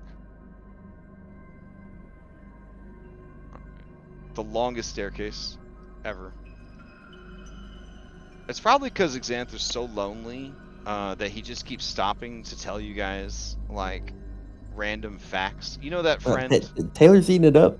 Okay, fair enough. The friend that's always he's got like an animal facts calendar. Do you know what I'm saying? And he's just telling you all about it. Like, did you know crabs have 2 penises? Like, you know, like, oh man, so exciting. Let's see. All right, activate. Damn, Crash, how's it feel to know that you're that friend to some people? D&D did it to me. D&D did it to me. All right. Why won't it activate the scene? Oh well. We'll just go down there manually, I guess. There's so many little maps. So many little maps. Alright, you guys are on the... Oh, it did activate. It just didn't take me over there. Okay. Alright, there we go. So, you guys are coming down the stairs. Right as you're coming down the stairs, you hear an inhuman, like, kind of roaring scream coming from around the corner. You're pretty sure that it was Victor. And I'll have everybody roll into initiative. Alright. Let's see. Grab you guys. We'll do this. Rahadin is up first. Nah, it's Wayne. No, he's not. It's me. Oh, it's Wayne because you're in the fight. Okay. Wayne, to you. Okay. Hearing that, I guess knowing what it is, Wayne will keep going down the stairs. Are we coming down the stairs? Yeah. Okay. So if you squint and lean your head to the left, you will see that. Oh, I see him. Okay. Yeah.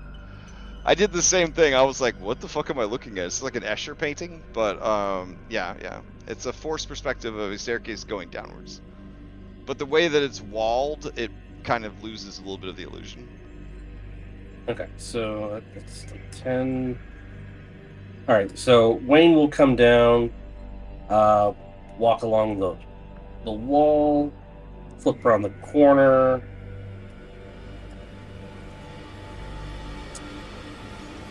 Oof, Yeah, you see him over he is there. way in the back. Yeah.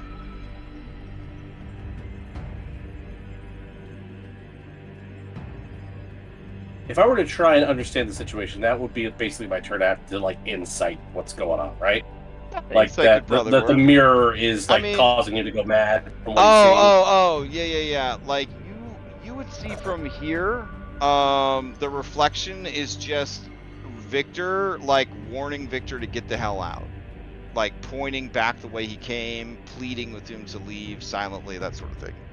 He looks like he is out of his mind, like foaming at the mouth, eyes are rolling around in his head. Fire is like, you know, in his one hand, and then Xanther's staff is just like thrumming with power in the other. I mean, by now, you're able to identify what madness looks like.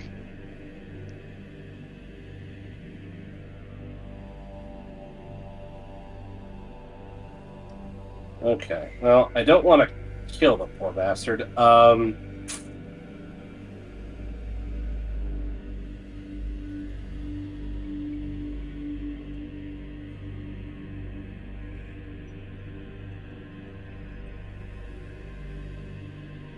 Yeah, I'll slap him.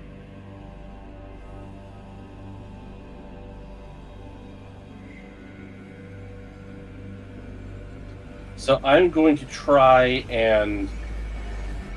So I'm going to expend a risk dice to do a limb shot. Okay. But I don't know if you would... I don't know if you would allow me to try and shoot the staff out of his hand. I mean, that's what limb shot does, right? So you drop a Well, bolt. I have to hit him. Uh-huh.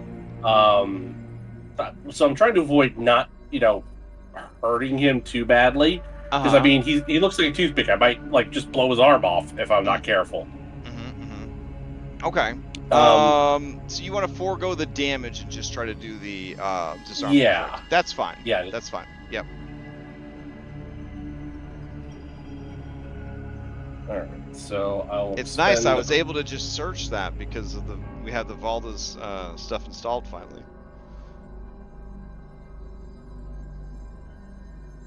All right.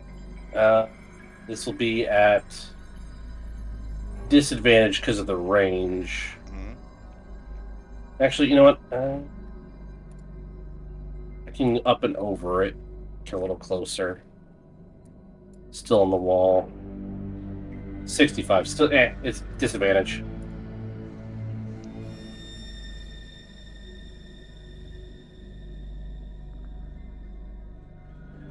$16? 16 does not hit because of his various protections that he has.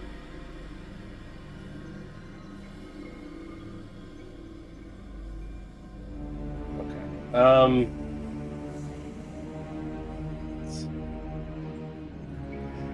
So I can expend it when I hit. Okay. So I'll try again. Okay.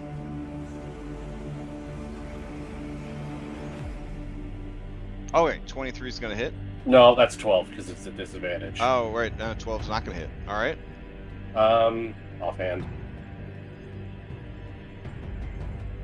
12's Still not gonna 12. hit. Jesus. Okay.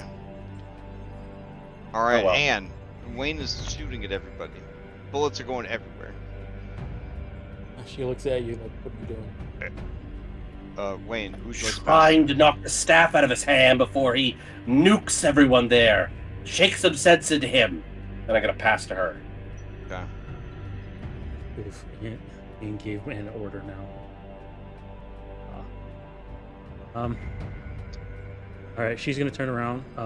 She's gonna try and Don't worry. He could be the first one you eat when you claim the power that waits for you. I'm gonna go ahead and try and slap him. Okay. No sneak attack. Like slap competition. Like backhand. Okay. Wake him up. Hold on, I just want. This is I'm not going to sneak attack with this. Or it's okay. Do I have?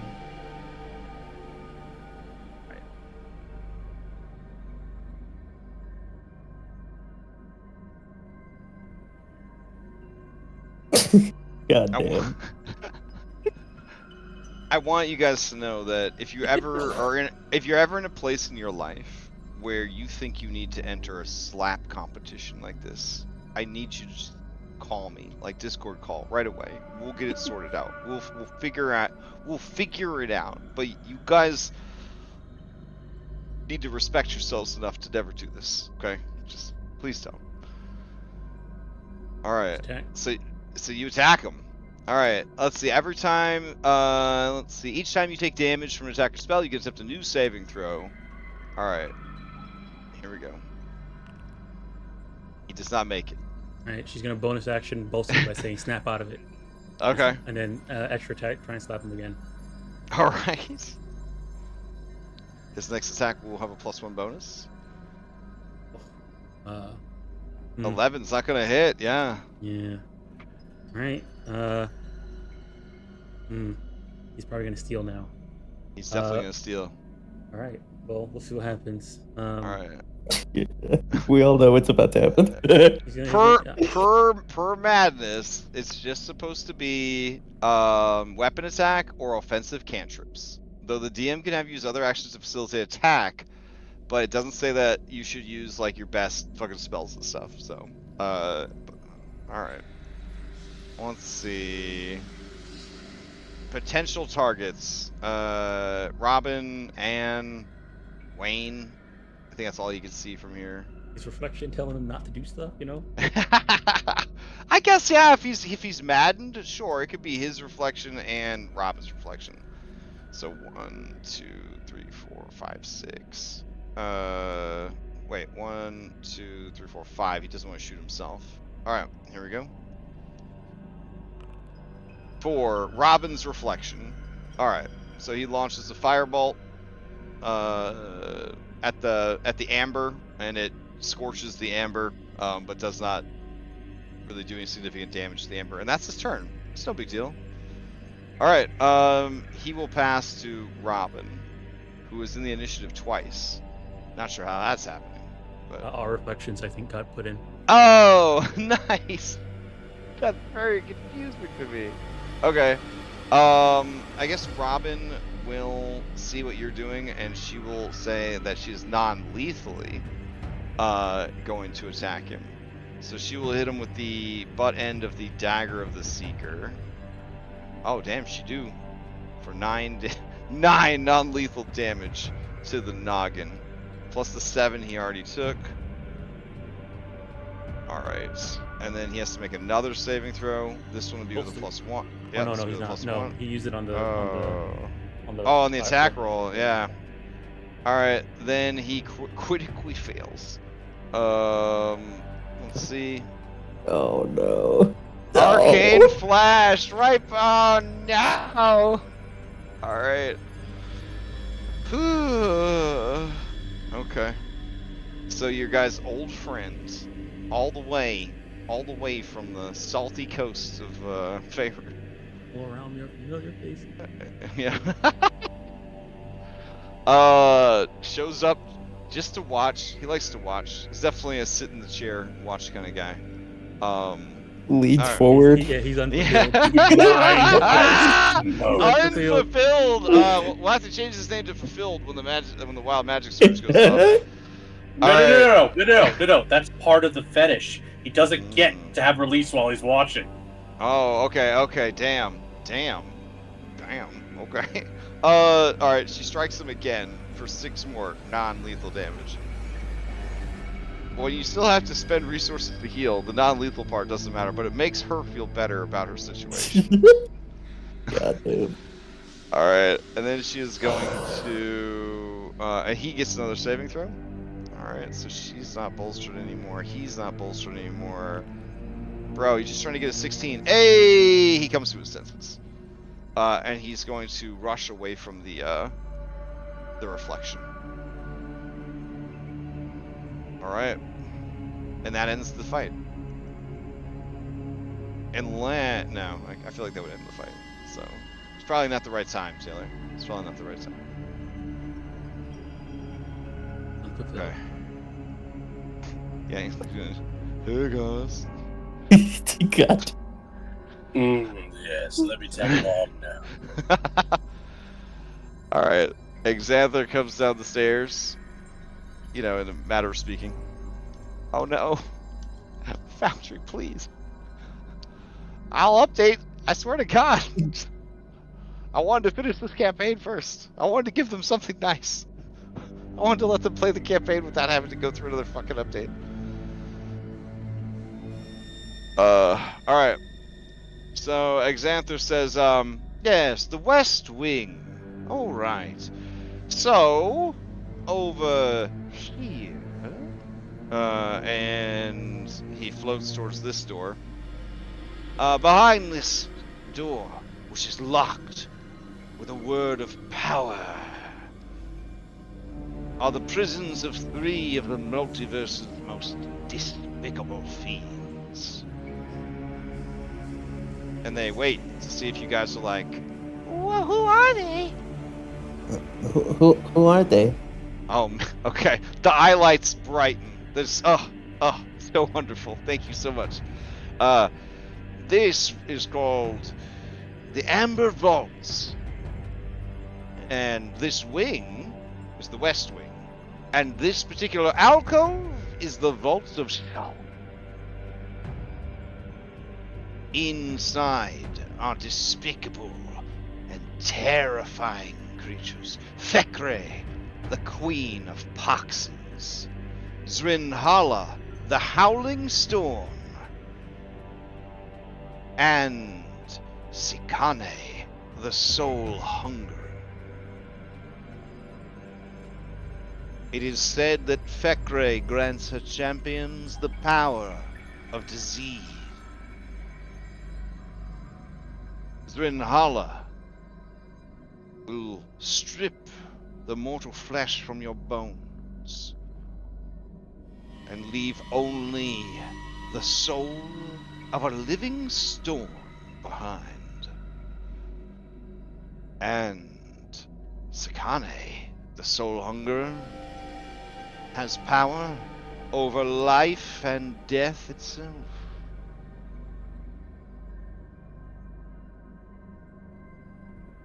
Anyways, down the hall.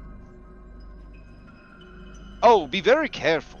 There's a mirror trap in that hallway.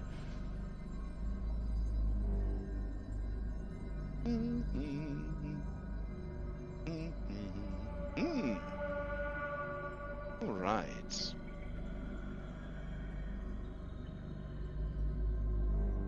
Now I have to double check because I want to make sure I read the right ones. Oh no, I read the wrong ones to you guys. They're all 33. They just have little tiny alphabet letters actually. Okay, so I'll tell you this one again. This was 33F. My bad. All right. So 33F is the Vault of Thangob, and inside here are the following individuals: Norganis, the Finger of Oblivion. Norganis is the physical manifestation of necrotic energy. Wayne, you feel drawn to this vault. Like, this would be a pretty cool vault to go inside. This would be a pretty cool vault to maybe, I don't know, release somebody from. You know what I'm saying? So it's noteworthy. There's also Vond the Evasive. Now, what I find fascinating about Vond is that they're not evil in the same way that the others are. Vond was actually a lake spirit. She was obsessed with heroes and heroism. She would often test mortals to try and make them into the strongest heroes in the land. but her methods would often lead to misery. What happened if you passed her test? Well, she would give you her sword to use. It's a little thing called Excalibur. It's a Never very heard of nice. it. It's a nice weapon, but generally, any mortal who comes into possession of it is also fated to have an interesting life and live in interesting times, which is, trust me, never good. He's not here right now, but Jason, if you were here right now, that sounds like the right place to go. And then finally, the third person in Vault F is Syriac, the Hellhound Whisperer. Her gift is the power to summon and control hellhounds. You wouldn't think that that's that big of a deal, but if you've ever had to deal with hellhounds, well, they're pretty nasty. She's considered the mother of all hellhounds in the multiverse.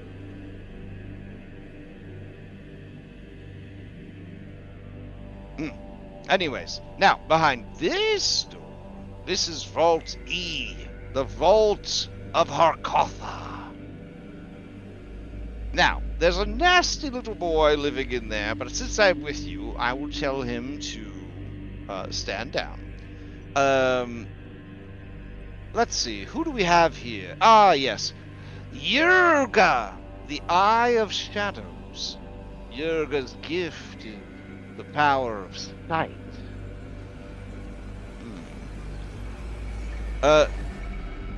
Then, of course, there is Yogg the Invincible.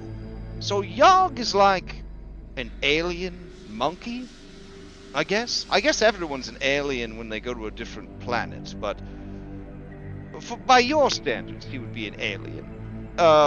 He's not really a 100% monkey. He's like a space monkey. Anyways, he's very strong and powered by a type of magic called anime.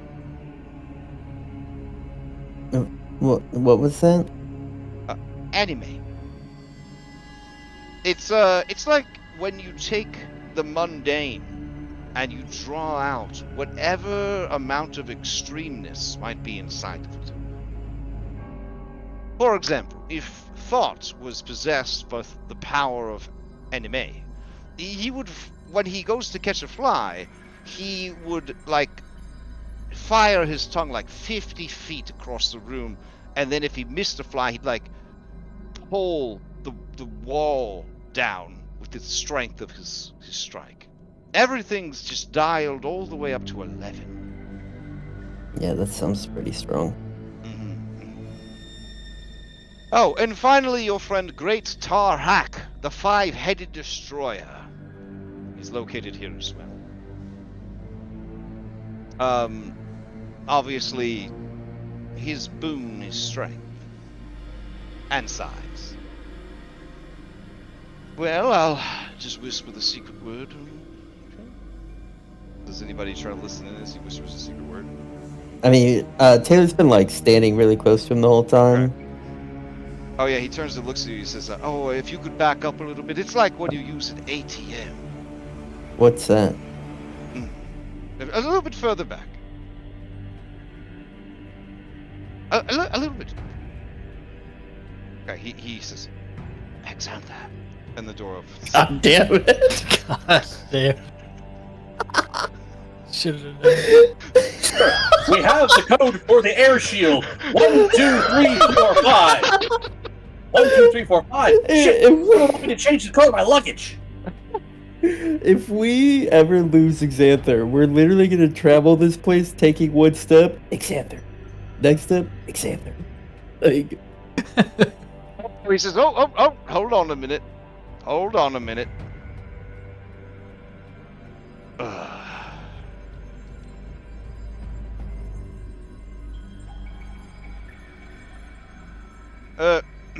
This is awkward, but the monster that lives in here is also named Robin.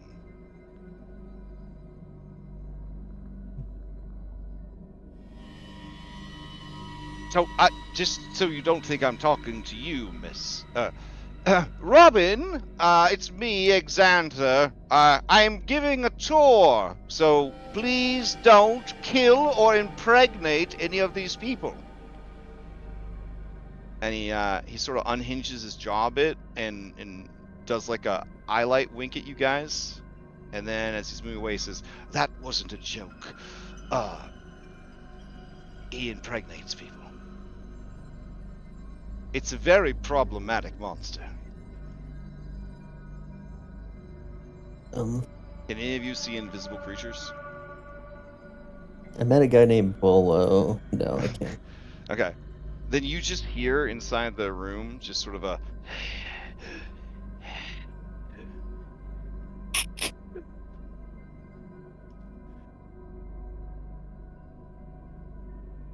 Should we go? She says to Xanther. Oh, I'm a neutral party here. I'm actually, you know what? I think just in case you decide to fight Yogg, I'm gonna just go all the way down the hallway. Oh no, that Kamakami Kai. I think, you know what? I'll probably just go to the stairs. You hear from the stairwell. All right, have fun. And do you think you should go first, or? Looking inside from looking inside from here, am I just seeing like Yeah, let me things of describe amber? these. Yeah, let me describe these rooms to you. There's definitely no way. There's no way in hell that Benios has rendered out a beautiful depiction of what these shards of. Oh, he did. Holy shit. So, the rooms are, I don't know how to describe it, weird shaped. They are somehow like a cross, but like also a hexagon. That sounds like a good description, right? A hexagon that was turned into a cross. A hexagon with 3 square alcoves. There we go. At the cardinal points. One is the doorway into the vault. The other 3 contain a raised pedestal of ornate white marble, inscribed with ancient runes of power and magic. And floating above each of these is a chunk of amber.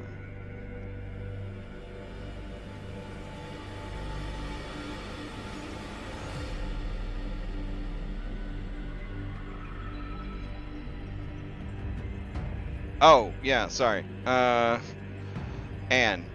you hear a mess. Nope, he would blow himself up if he did. You know what? Nah, you'll be fine. All right. Okay. Looking in. It do look pretty narrow. And like looking at the chunks of ambers, is any of them kind of like, this one seems like the right one? Yeah, see, this room has amber glazed walls, a floor of grayish marble with black veins, 3 amber sarcophagi floating in alcoves. You feel the presence of your boy directly across from you. Oh, okay. And you hear 5 voices at once in your mind, and they say, "My champion, long have I waited for flesh as strong as yours. Step forward, that I might look upon you."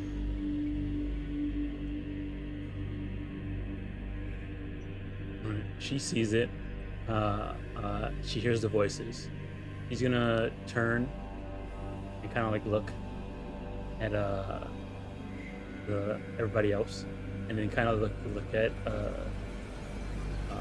Strahd, and she's gonna turn around before going in, step over here to him, and say, "How does this work?"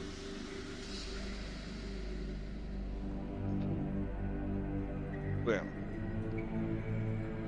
since you are the champion of this dark patron, you will present yourself to them. they will ask you to accept their power. That will free them from their prison and allow them to enter your body. From there, you must either fight them, try and retain your freedom, or embrace them, give up everything that you are to become what they need you to be. Alternatively, you could release this entity. It would restore you to your human form, but rob you of the many gifts, strength given you.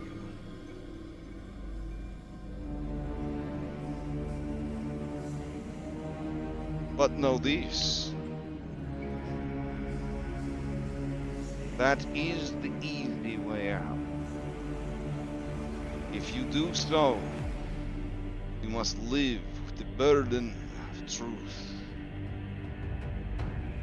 That you are too weak to handle your mistakes.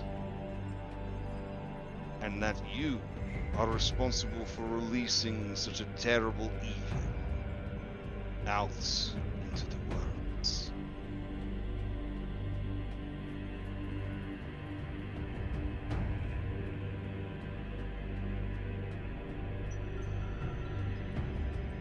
True.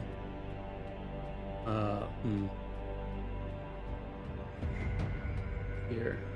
So mechanically, Dom, you can give up every good thing that they've given you, Yeah, to release them. but then you and Pain are releasing the most evil of all the giant gods back into the multiverse, and Yeah, whatever carnage and wars and destruction that they do, you know, you're gonna feel a bit bound to that. I mean, if your character's the kind of character that could be like compartmentalized and be like, could have happened to anybody. Then, Right. you Could know, happen to anybody. that is completely fine. If you embrace, you are still allowed to play your character. Your character becomes insanely strong, but also, you know, we don't normally play with the 9 alignments, but so fucking evil. Like, irredeemably evil. Her goal is to try and conquer If you it. try to fight, if you try to Fight it. conquer it, Fight if you it try and, to like, conquer it, yeah. it's gonna be a boss fight. Yeah. As a Final Fantasy 14 player, I think you knew this was coming. So yeah. Either it, like, in her mind, there's two best outcomes for her: conquer it, take the power, or conquer it and kill this giant and be the one strong enough to kill it. That's in her mind. That's what she's thinking. Yeah, You don't want the really shitty epilogue?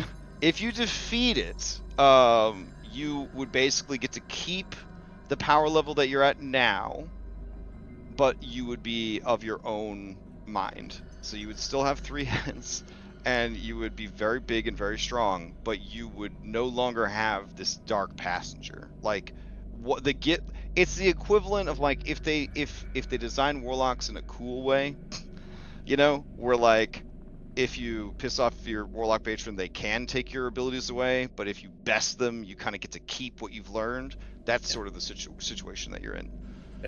Yeah, that's the some might say that's the ideal, but some would be like, I don't want to have 3 heads and be a giant. So I mean she's had it for a while now. Okay, and you did say that you had nothing to go back to. Yeah. All right. You hear the 5 voices as one, and they say, "You are beautiful. You are mighty. You are enough. place your hands upon the stone, and we will be as one. And we will march across the world, raising armies, giant. And we will consume the flesh of mortal and god alike. She's gonna put her hand on the thing and say, I guess this conversation is happening in her mind. She'll say, there's no we, only I. Oh man, you hear a chuckle, and the voice says, "It has been long since I had to tame such an upstart. You will feel my wrath before your spirit breaks." And you guys watch as Anne is pulled inside the crystal and disappears.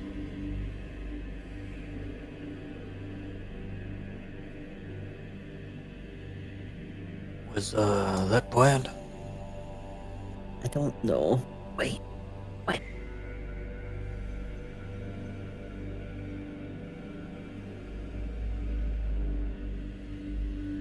What do you want to do?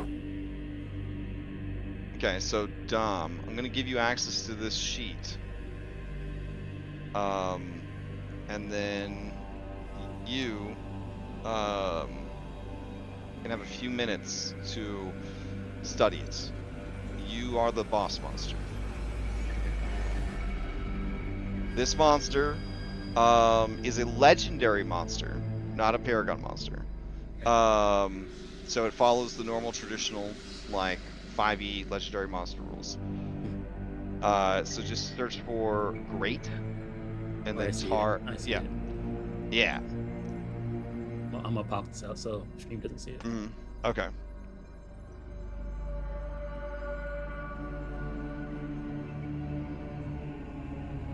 Alright. Now, you have, normally a legendary monster has 3 legendary actions, but based on how many friends they have brought with them, minus you, you will have 4. Not that many friends. Yeah, you'll have 4 legendary actions per round.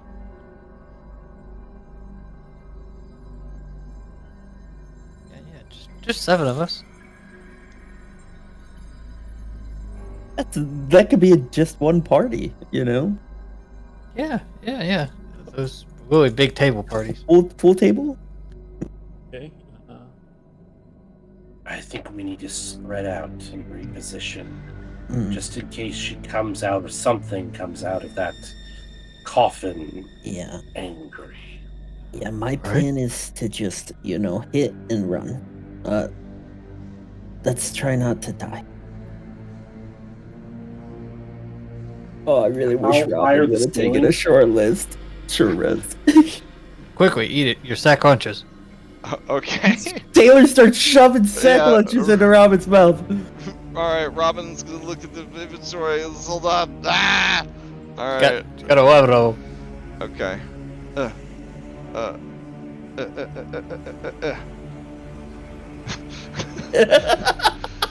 Is it crazy that I can hear Crash clicking in the background? Alright. Are the ceilings 40 feet high or more than that? In this hallway, the ceilings are 30 feet high. All right.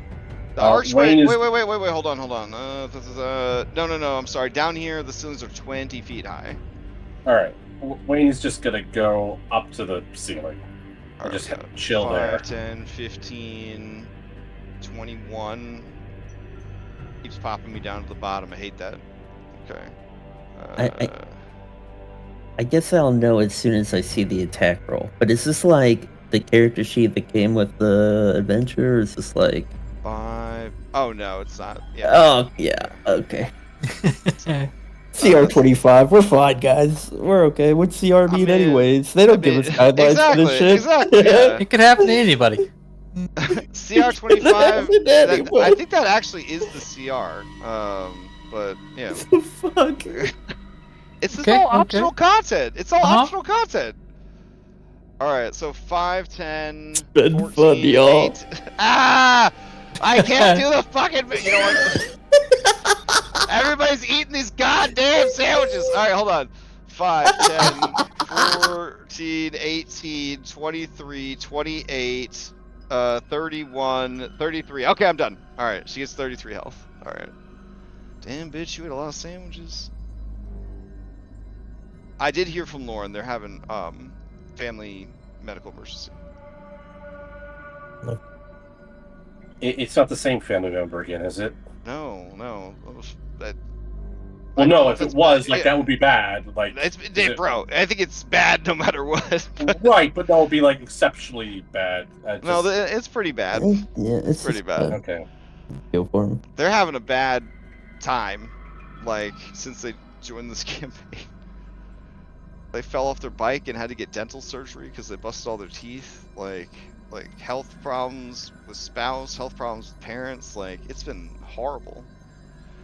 You if you're a forever DM, if you're a forever DM long, oh jeez, if you're a forever DM long enough, the universe will try to stop you from escaping that fate.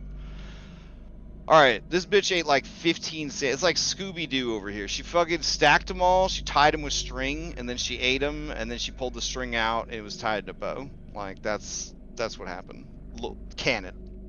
Canonical. Let me know when your transformation is complete, Anne. Okay.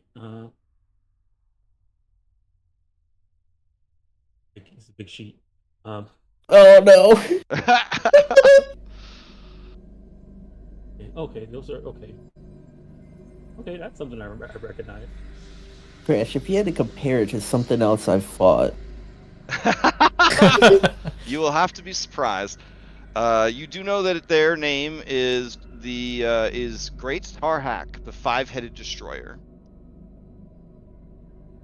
But if you really want to spice it up, you could go open up Yog's sarcophagus and fight Goku at the same time. Just saying. So. Do I get the power of anime afterwards? If you go swear to your allegiance, I mean, you've come so far.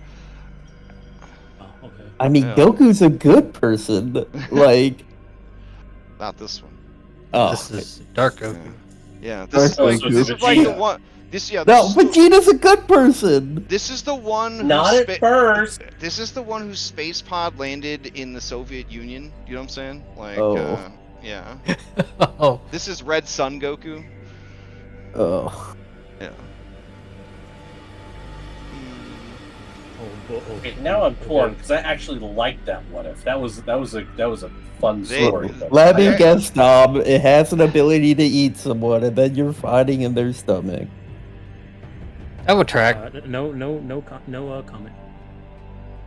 No comment.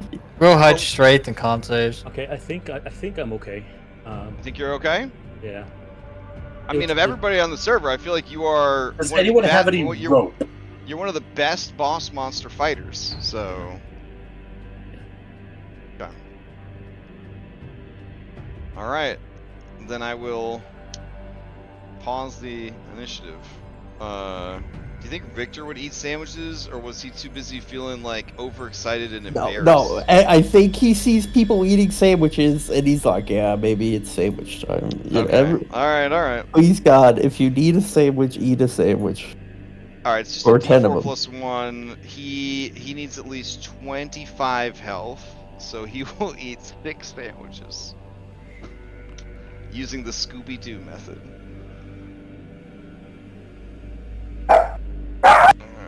Oh my God! Yeah, exactly. Thank you, Scrappy. You had to say Scooby-Doo. You had to say Scooby-Doo. That's Scribbles, man. She's so pissed because I've been so busy with work. I haven't played any video games in the beanbag. That's like her favorite thing. It's like she hangs out with me in the beanbag when we play video games. And Red 13 in the Final Fantasy Rebirth or whatever, she just yelled at that boy. Anytime he on the screen, she yelling at him. but she misses him. I think she misses him. All right, 27 sandwich healing. Fantastic. Okay. I'll drop you onto the scene. Do you want to narrate your emergence from the crystal, or? You can do it. Okay. So, can anybody see the crystal? Yes. Okay. All right. You see, first, a fleshy hand, roughly the size of Anne's. But the flesh is gray. It seems to be composed of flesh and stone and ice, but it's badly burned, as if by fire or perhaps lightning. A second hand appears, kind of pushing through the crystal as if it was liquid. And then one after another, 5 gruesome heads, skinless, skull-like faces with red fire for eyes and mouths full of razor-sharp teeth, emerges, and the 5 heads rest atop a disgusting, massive body of deformed musculature. And then we'll stop there because, you know, people get mad at me when I describe the monster's dicks, but long description about this creature's huge dick and balls, and then its beefy thighs, muscular calves, and little tiny feet.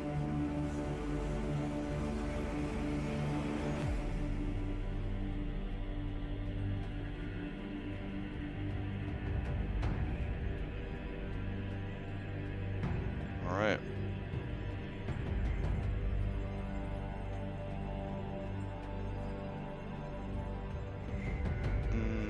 Oh, and then I guess for coolness sake, you'll kind of rush forward and burst out of the door just as initiative's being rolled, because that'd be cool. All right, now we'll roll everybody into it. Just walk stride in like he owns the place, sticks his head out, and just looks around. Oh yeah, that sounds cool. All right, I'll leave it to you. All right.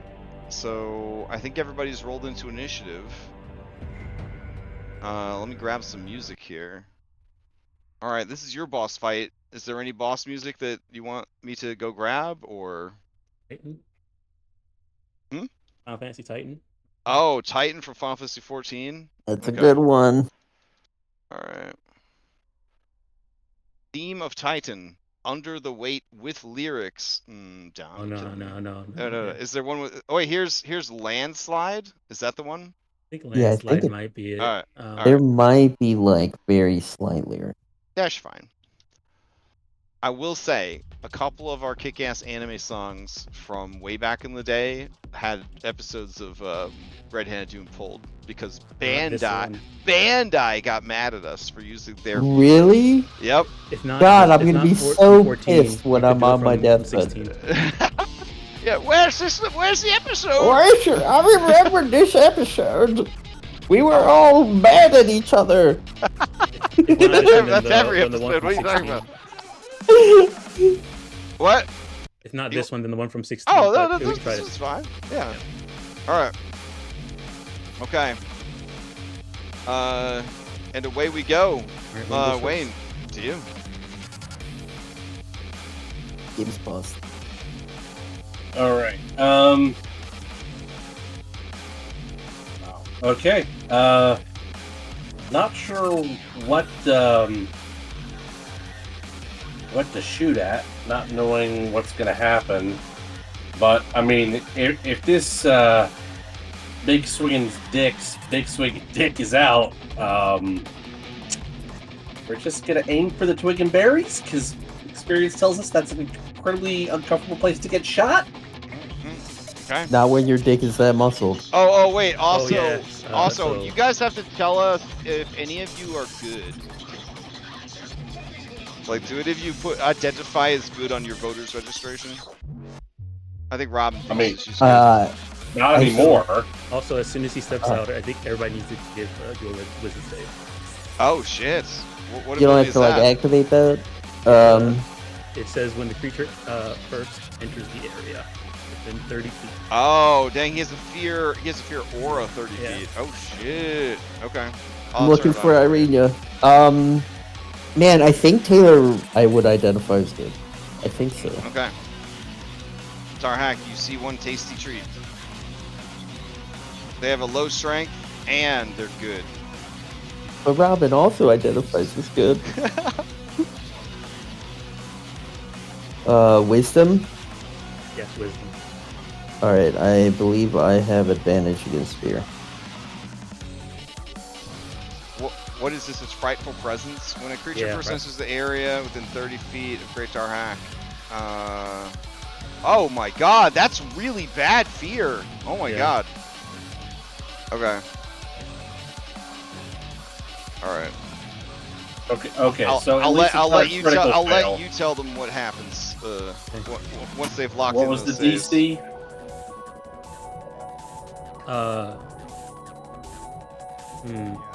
I'll probably have this You one can for just you tell all them if they too. passed or failed, bro. Okay. So, All right. okay. So right now, Wayne, you have your dual advantage, Wayne.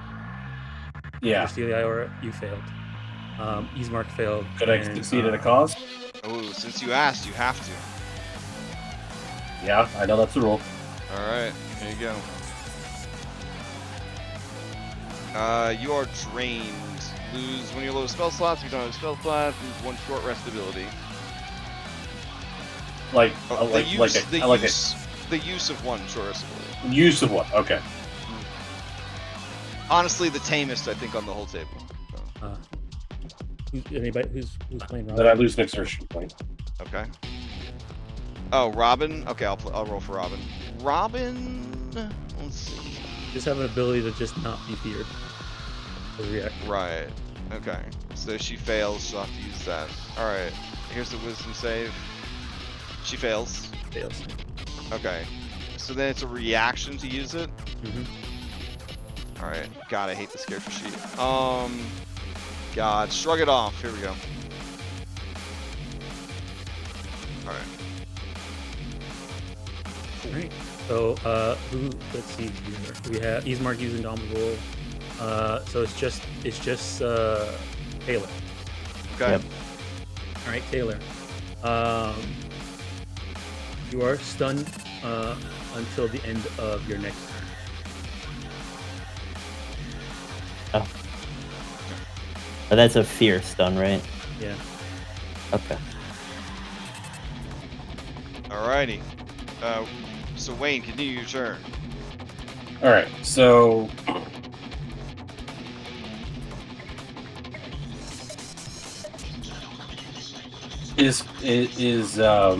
I know I was going for a general joke, but is Tarhak like wielding any weapons, or is like Tarhak just like out here like bare knuckle brawling us? Right now, you don't see any weapons. Okay. Yeah, I was going for the cheap shot, but is there a head that looks smaller than the others, or are they all pretty evil looking, all pretty big? I mean, they're all pretty even size. Yeah, I mean, there's definitely a central head, but you know. All right, I'm just gonna aim for the central head then. Okay.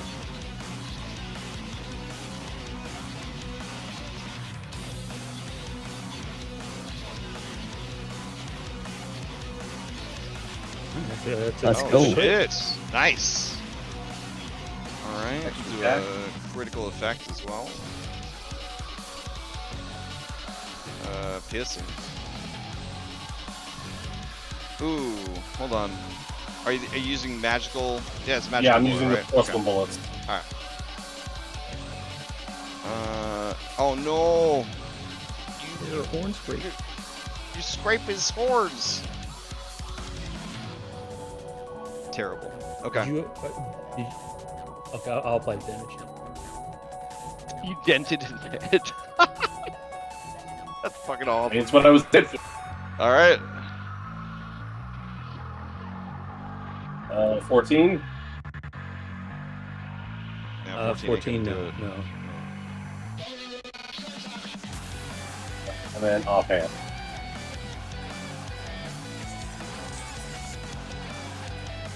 15.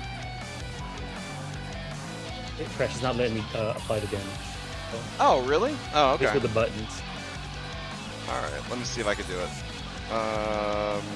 It would have just been this first one. Yeah, the first one. A little bit crit. Oh, it is also not letting me do it. That's weird. I wonder. Let me see. If Is it not, in the- is it not Oh! registering it as magic? Yeah. It's not registering it as I'll magical. just type it in. Yeah, you have to do it. Okay. Not that this creature's immune to non-magical damage. It's a bit crazy. Okay. All right. Anything else from Wayne? If that 15 doesn't hit, then Things off his pets. Yeah. I'm watching this Final Fantasy XIV Titan fight because these extended song videos just show them fighting the boss for an entire hour. all right. Wayne is just is gonna back up along the ceiling, and then we're gonna move laterally and pass to Taylor. But I'm sure Tarhak's gonna steal. Yeah, definitely. All right, play passes to Tarhak. Right. You domed him in the head, Wayne, and you're next to somebody who's also good and small. So, let me see here. Well, I mean, I'm 20 feet up from them. Oh, you are? Okay. In that case, he's gonna target you. Yeah, I'm on the ceiling. And you were kind of looking for if he had any weapons or anything like that. You see him hold up his hand. A great hammer kind of appears where he doesn't grip it. It's just floating where his hand is, and he puts his finger towards you, and the hammer flies through. Holy shit! Okay, Yep, I know which monster to compare this to. that's a good opening. That's a good opening. Let me see if I can dent your head. All right, so 69 points of bludgeoning damage. Oh, and then Yeah, I literally have nothing to yeah, Alright, that's so that's going to be fuck. 2 critical effects. The first one from the crit, and the second one from taking your bloodied value from a single hit. Alright, so your shoulder is dislocated, and then your nose is broken.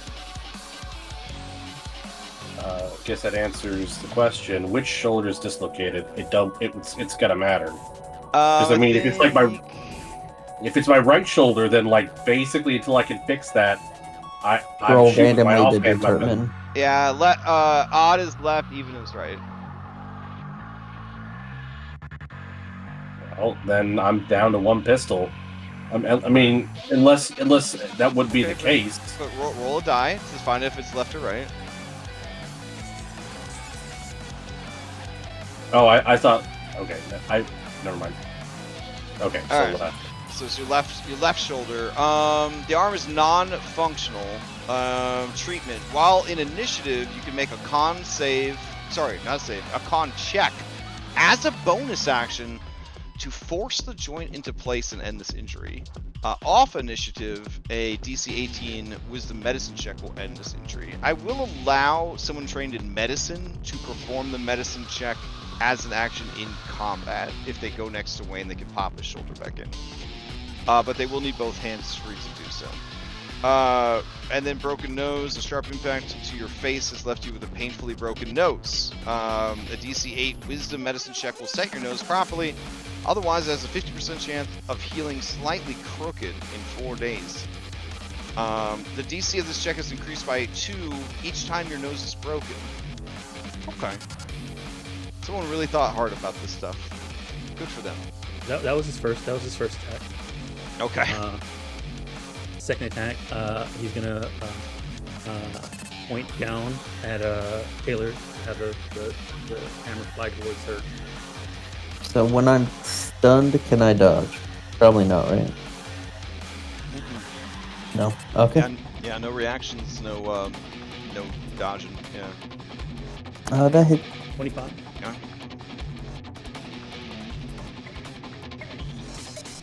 Not critting on a 10. That's a good sign. Yeah. Yeah. I'm gonna step I mean, forward. that was the god of fighters. I mean, you know, I know That's you- what I was talking about. Yeah. I mean, Tempest, the god of fighters. You know, I mean, yeah, makes sense. Nah, this is just a god of giants, bro. Evil giants too. Got a little Fomorian action going there. Yeah, it's cool. So Crash. I just want to question about the second attack, the second one. The line after bludgeoning damage. The second attack, is it the one that says this is a vegetable? Yeah. Oh. The word after it says bludgeoning damage. It says that phrase. That's Oh. Yeah. there. Yeah, you'd So have to use movement to stand up. Okay. All right. Yeah. So they step forward. You're basically You're doing a wrestling move.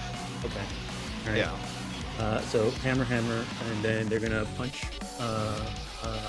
And his attack bonus is much higher than a regular giant. So, but that'll be reflected in the actual rolls. So. Yeah.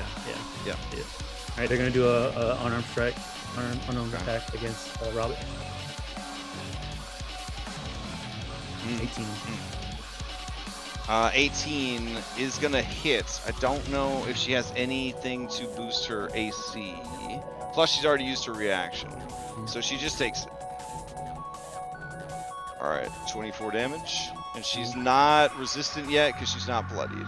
All right, second one. You're gonna do a 1-2 punch. Okay. Right. Does he get the sense that Robin is good because of the? Oh yeah. Okay. That's what I did. And then last, he's gonna try and squash. Okay. All right. Squash. All right. You land prone in a target space. Target is grappled. Escape DC is 22. Until this grapple ends, the target is prone.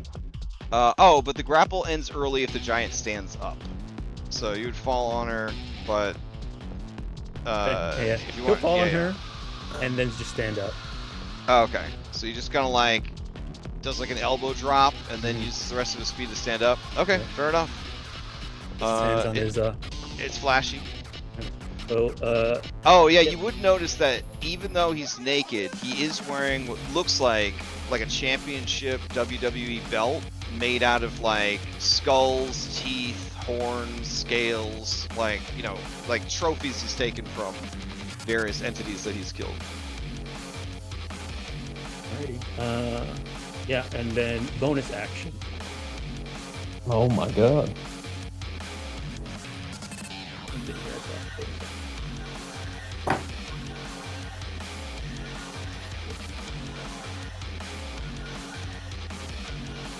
Oh no, never mind. No, never mind. Okay, yeah, that's it. That's Okay. it. I would like to steal. All right, you steal. Your dazed Well, stunned through at the your turn, beginning right? of But my you have a way to turn. get rid of it, right? Yep, I'm gonna Okay. slowness of mind because it's a fear effect. Okay, nice. Then 3 key. And then I am going to step forward and go to town. I'm gonna rake. Here's the first attack. The 21 hit. No. I'll spend 1 key point to boost it. The 23 hit. No.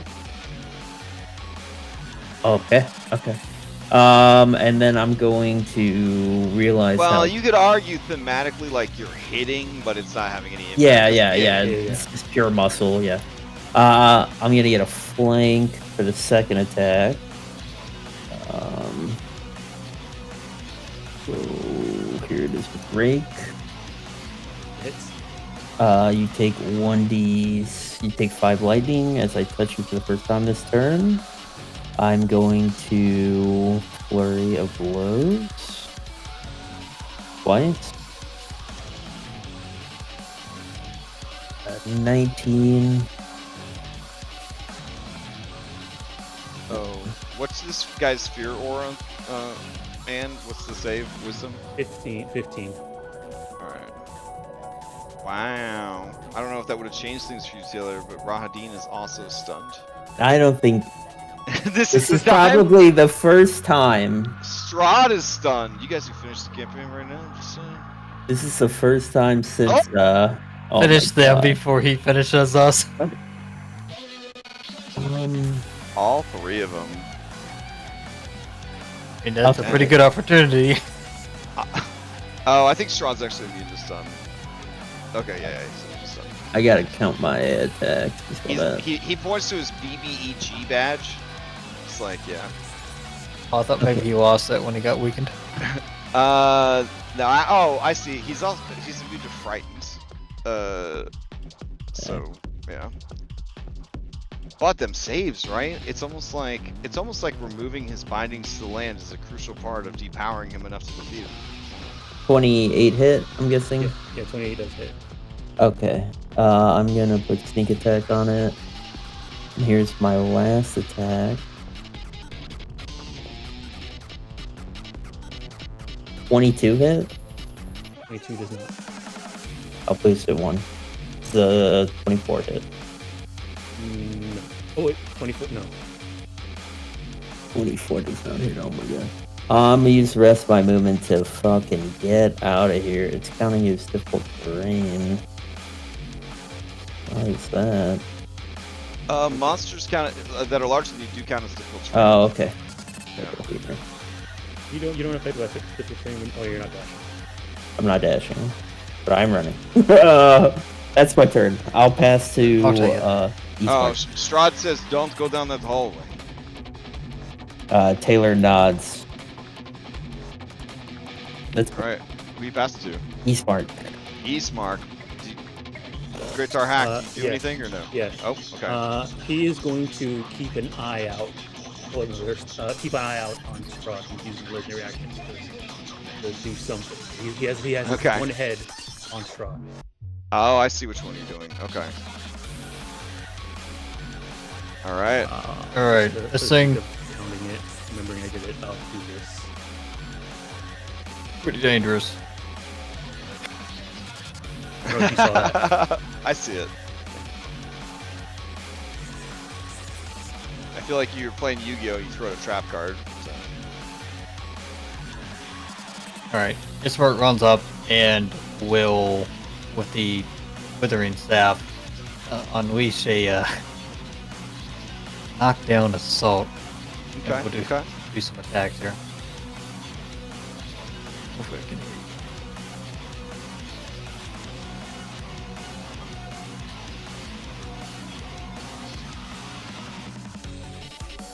Yes, I did. Oof. Bro. And, yeah, no. There we alright. go. Hold on. Scuffle. Make an athletics or acrobatics check DC 10 plus APL.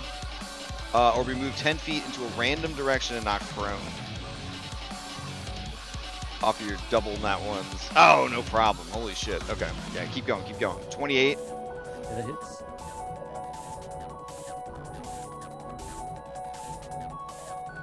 And on a hit, I'll spend a charge for an extra 2d10 product.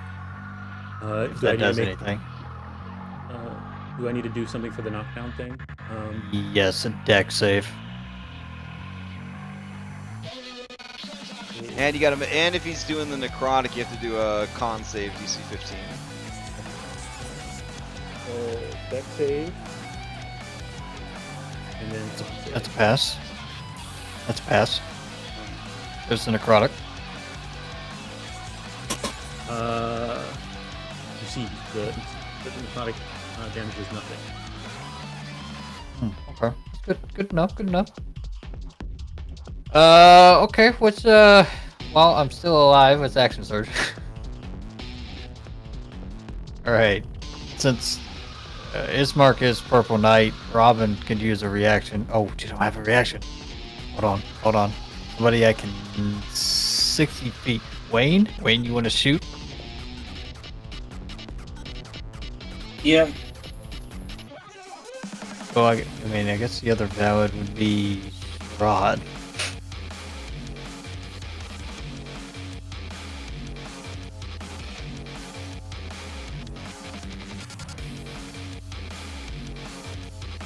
Wayne's always best when he's down. All right, that is a Goddamn Wayne. Yeah. All right, let's see what effect it is. Another piercing. Ran through. The attack went in one end and out the other, luckily missing anything vital, but you still feel the agony of it in every motion you make. Bonus actions require a full action instead. Joke's on them, Great Tarhack. Alright, put 30 damage. Alright, so that was Wayne's reaction. Ismark will... Reaction. We got 2 more attacks.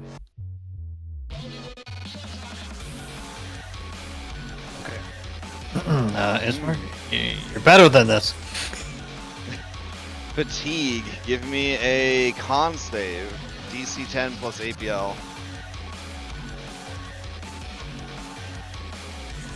Alright, you gain exhaustion, but you can clear it at the end of the combat. He's well rested. Yeah. Oh, okay, okay. Then it's just buffers it, I guess, until the end of the, or you lose that until the end of the combat and you can turn it back on. Okay. I will pin it in chat so we remember. Alright. Anything else from Ismark? Yeah, he's got a bonus action and we'll use it while we can.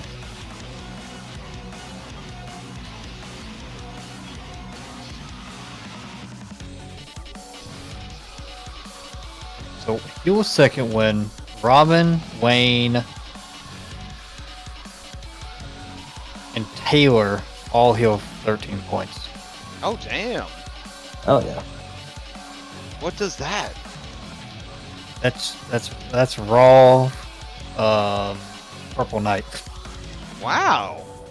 I've never I don't seen think I've that. ever seen it. I've seen a Purple Knight, yeah. Never seen someone play Purple Knight.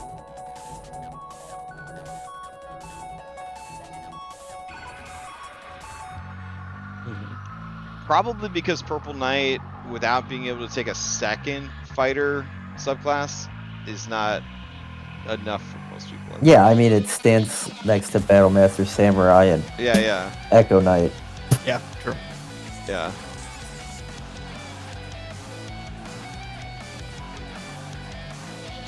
Alright, I believe that's everything. Alright, who do you like to pass to? Robin. Robin. So Robin can go. They're gonna use a legendary action to do.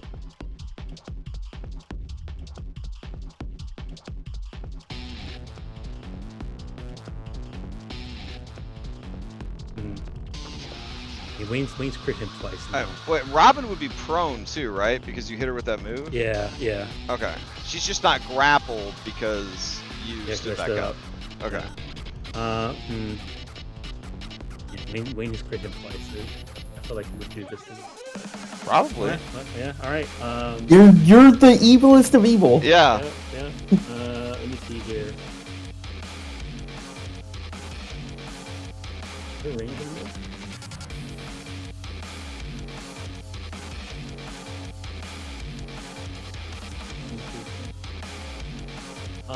I know his hammer's a range attack, and this thing uses hammer. I don't know if it's SB. It's the one of the legendary actions. Oh.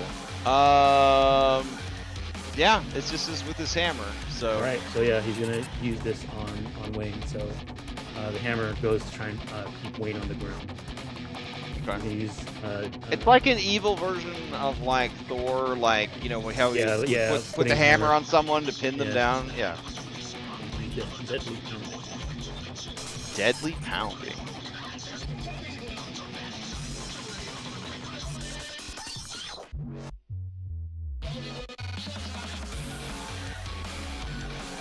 Alright, you choose to crush one large or smaller target with your hammer. Any creature struck by his hammer must succeed on a DC 24 strength saving throw or be knocked prone and rendered incapacitated for 1 round. Remnants of Great Darhax will continue to pin a creature to the ground Until it succeeds on the saving throw. Once pinned, creatures take 2d10 force damage each round. Pinned creatures may not cast spells or perform any movement-based actions. They succeed on the save. Wow. Great Tar Hack can only affect one creature at a time with this ability. Okay. Alright, so I guess Wayne's going to give a DC 24 strength saving throw. There's literally no way apparently I can do this. Then just fish for a crit, man. Boom, make it a boom. The boom might help you. Alright. I'm assuming you're pinning them to the floor or the wall. They are 20 feet up in the air, so yeah, probably onto the floor. Okay, so then they would take 2d6 from being slammed down into the floor, and then they would be prone and restrained, I believe. And then I take what, 2d10 on top of that, or that doesn't start till the following? Oh no, it's worse than that. Oh my god, rendered incapacitated. It literally just takes you out of the fight. Holy shit. It says each round. So it won't be. Alright, you're knocked prone and render incapacitated for 1 round, and then once pinned. Okay, so it's just for 1 round. Yes, and then as long as you stay pinned. Okay, got it. Alright. Alright, it's not even restrained. You're just stuck in prone, but not able to take any move actions, which standing up for prone is a move action. Okay. Alright, so it's not like you're completely shut down, but you do miss your next turn. Alright. Okay, so I take this, the fall damage plus the... And that's it. It just pins you to the ground. Okay. It doesn't do any damage. Yeah. Yep. Doesn't do any damage until your turn. Alright. Well, I mean, I take 9 points of damage if I'm knocked to the ground, right? Yeah. 20 feet up. Mm. Alright. Okay, Robin's up. Robin's gonna use half her movement to stand up for prone. Let's see. Gets a reaction back. Okay. She sees that this thing is hard to hit. She does not know if she could get into position for a flank. Man, I feel like she would try to get through to you. I don't know if she'd actually try to fight you. Based on things I've seen. Okay. Considering she didn't want to fight Jenny, yeah, I think she might feel the quickest path to success is through emotional outreach. Yeah, she's gonna Warden's mark you. Especially if she heard what Anne said about what she's trying to do. Yeah. And then she is just going to say, Anne, I know you're in there.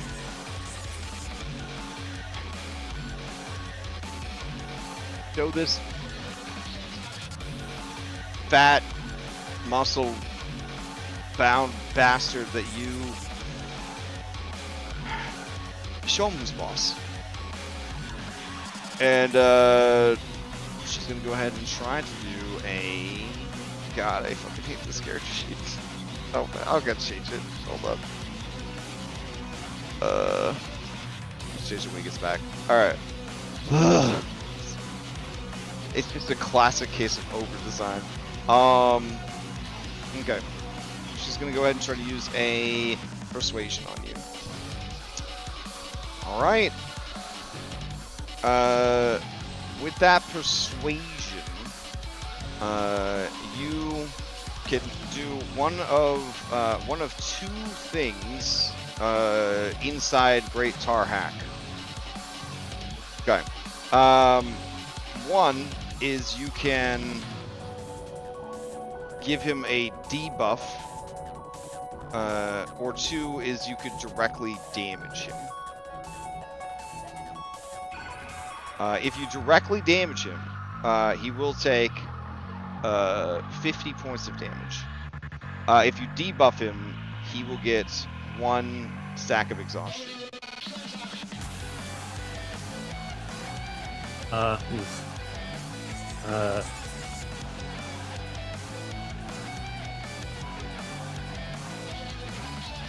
I guess she'll get.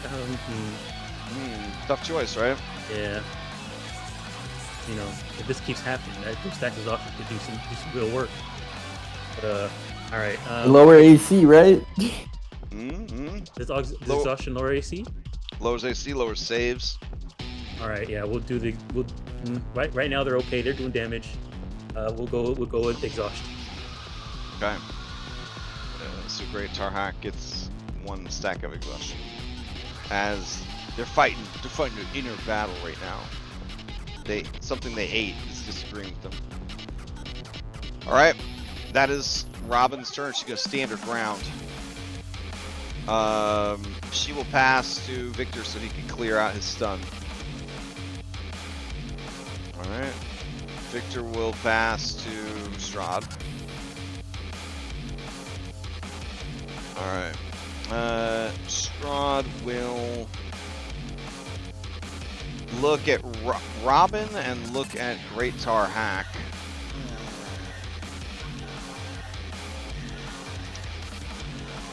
He doesn't want to use any resources, and he's also a manipulative bastard. Alright. So, and, well, I mean, in this case, he's trying to use it for, you know, helping, I guess. Oh, okay. So, Anne. He's gonna look at Great Tarhak, and you, from deep inside Great Tarhak, hear the sort of quiet taunting in his voice, and he says, "Is this truly the fate of Anne Payne? To be consumed and controlled by some monstrous man? I thought you were better than this. What would Daniel think if he saw you right now?" Alright. Then he'll try to make a... Is that persuasion, you think, or is that intimidation? What's he better at? I think he's definitely trying to persuade you to. Yeah, it's more persuasion. I think that Okay. there was a manipulation. I don't know. skill. That's a taunt. That feels like something completely different. I don't know. The taunt is All not right. necessarily intimidating.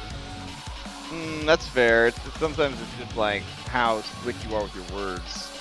Yeah. Okay, we'll go with persuasion. There we go. I told you about this. Spawn not. All right. He does not get through to you. The 19. All right. Play passes to Rahadin. He's gonna do a legendary action. Oh shit. Okay. Alright, he is going to there's all these people lined up. This person Oh hit no. here. They're gonna use 2 legendary actions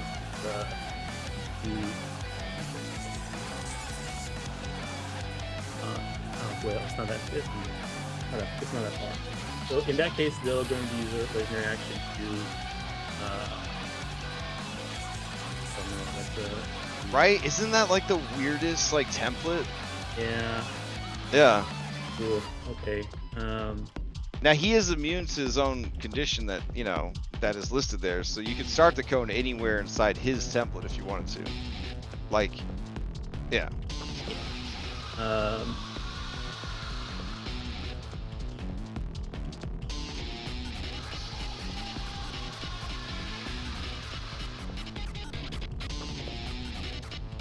Oh, okay. So, there's casters over here. So what he's gonna do, he has a pretty high end. So he's gonna use, he's gonna look at obvious wizard is Victor. He doesn't know how strong they are yet. He sees they're a wizard. So he's gonna look at them. His eyes gonna go red. Well, remember, Great Tarhak has been with the party this whole time. Inside Anne. Right. I guess yeah. Then in that case, he thinks Strahd is the biggest threat right here. He's gonna his eyes glow red. Oh shit. Okay.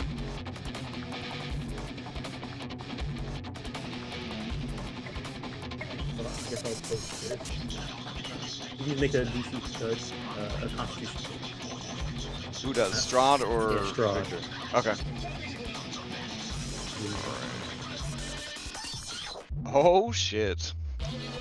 Alright, so if that he doesn't have Oh man, your swing unbalances you so much that your target may make one melee attack against you as a reaction, else the closest non-adjacent enemy may dash towards you as a reaction. So they're reduced by 6 points. Okay. Become restrained by the great cage. And Okay. I'll just list it. This, yeah, when a creature that he can see starts its turn. Oh, so this is like a legendary action reaction kind of thing, I think. But 30 feet of great target, he can force it to make a constitution saving throw failed by 10 or more. It's fine. I'll say it. It goes. In that case, It's fine. okay. I was gonna. In that, I forgot that first part. In that case, you probably would have targeted Bahadin then. Oh, all right. Do you want to stick to it then? Yeah, stick to the one, and we'll give it to Rahadin then. All right. I'll call it down. All right. You instantly reduce Rahadin to 8 health, Taylor. Wait, I do? No. Oh, I see what you're saying. What kind of damage do you think this is? Necrotic? It feels like it's like for a if I were to have to do a critical effect on it. I think it feels kind of psychic? necrotic-y. Oh, is it psychic? Oh, okay. Against all logic, you feel yourself becoming warm and endeared. You are charmed by the source of the damage, as if under the effects of the Charm Person spell. This effect lasts until the end of your next turn. Next turn? Oh, jeez. Okay. Alright. What else does this shit do? A creature that fails the save by any amount is restrained for the game. A restrained creature must repeat the save at the next turn. End of their next. If the creature fails the save by 4, okay, you roll again to see if they get the HP is reduced by to that much. Reduced to that. Jeez. Okay. Remains restrained until they keep doing it. Right. All right. Well, his turn starts. He's stunned. And then his turn's over. Alright. Jesus Christ. Okay. Does he want to use his reaction to move closer to Rahadin? Get in the middle of everybody? Probably. Okay.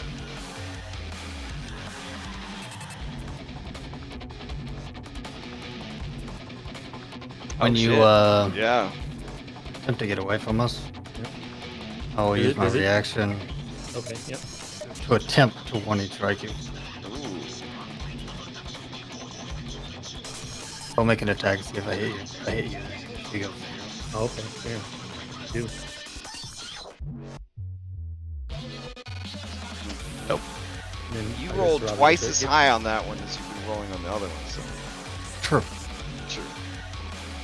Robin gets one too. Alright, oh yeah, sorry. Let's see. I don't know if she wants to hit you, though. I don't think she could beat you in an athletics check, but you know what? It'd be pretty cool if she could. Yeah, okay. She will try and grab you with this athletic. Oh, okay. Well, she didn't have a reaction anyways because of her. Oh, Oh no, she took her turn. okay. All right, just remember that you do have Warden's Mark on you. I don't know if that matters, but Mark creature, 30 feet. just have disadvantage. Yeah, that's fine. Okay. All right. That's it for Rahadin's turn. He controls initiative going into the next round. He's probably going to give it to Strahd at this point. Going once. Anybody want it? I would want it. Oh, well, if you want it, he's definitely gonna give it to Strahd. Okay. Yeah. Well, I see his health. All right. He passes to Strahd. Strahd will see the situation that everyone's in. Doesn't want to use any of his resources.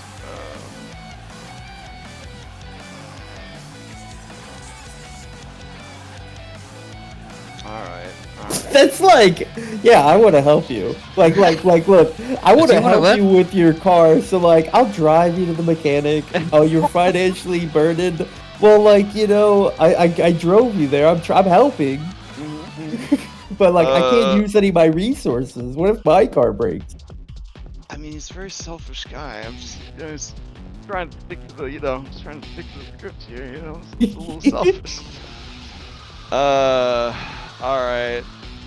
He's going to turn to you, Taylor, and he's going to say, "There's a time and a place for everything.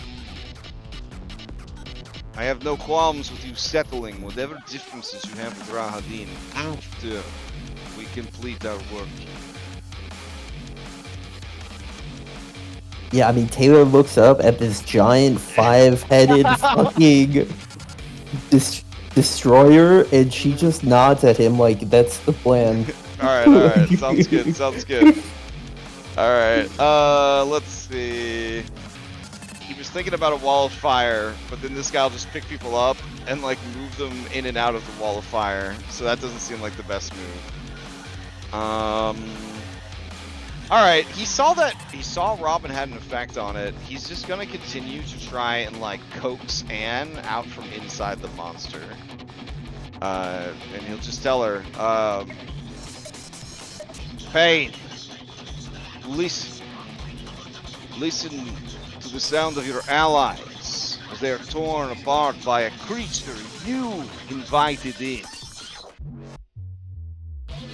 Their blood will be on your hands, and you will feel the guilt of their loss as this creature uses your body and soul to bring devastation to so many worlds."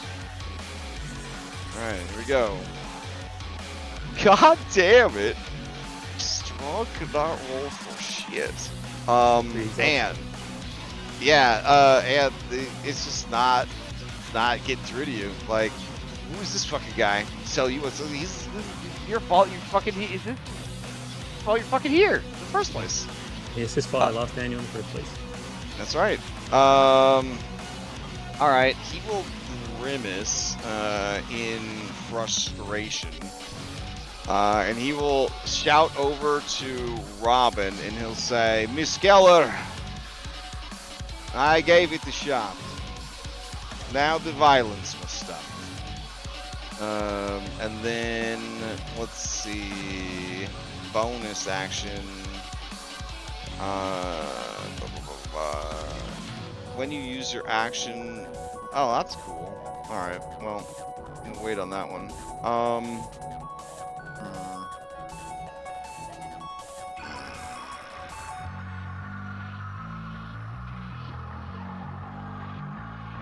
Okay, then he will actually spend a bonus action to Bardic Inspiration Robin, because he's pretty sure she's going to keep trying to get through to him.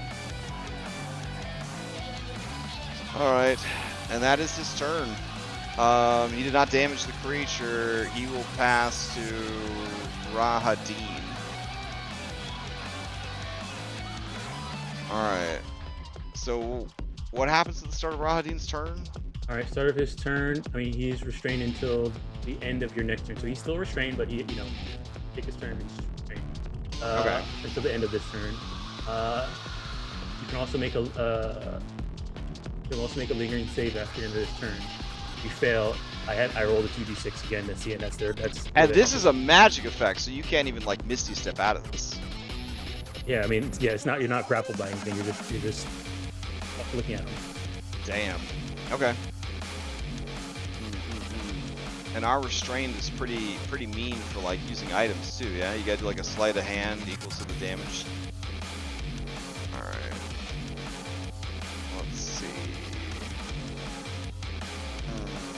To the damage to the DC, and the DC was what?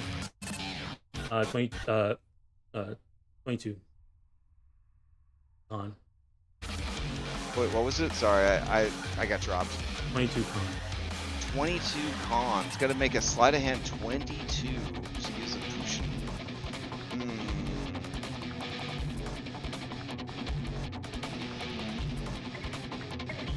So that's a tough one. Yeah, sure, he'll go for it. Let's see.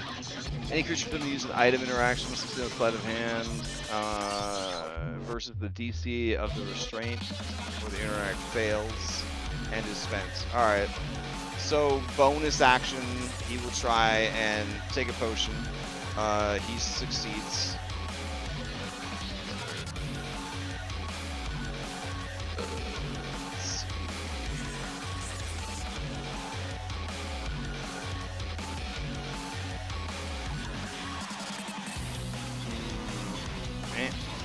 Alright.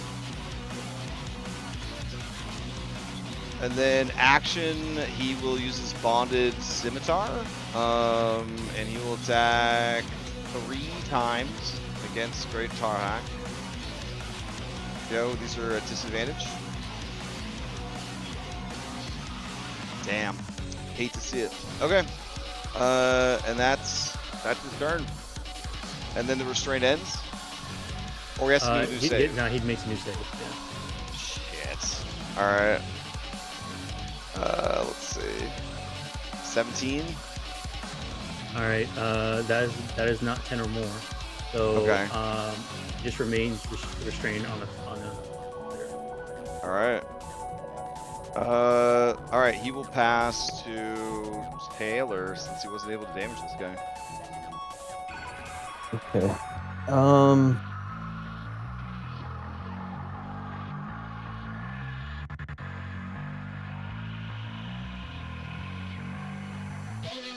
Yeah. Man, Taylor wants to thunderstep Victor out of here, but she just doesn't want to hit Strahd, so she's not gonna do that. So she is going to. Man, I don't want to move all the way over there and get a flank, so I want to run that way. Yep. All right, here we go. Here's a rake. Okay.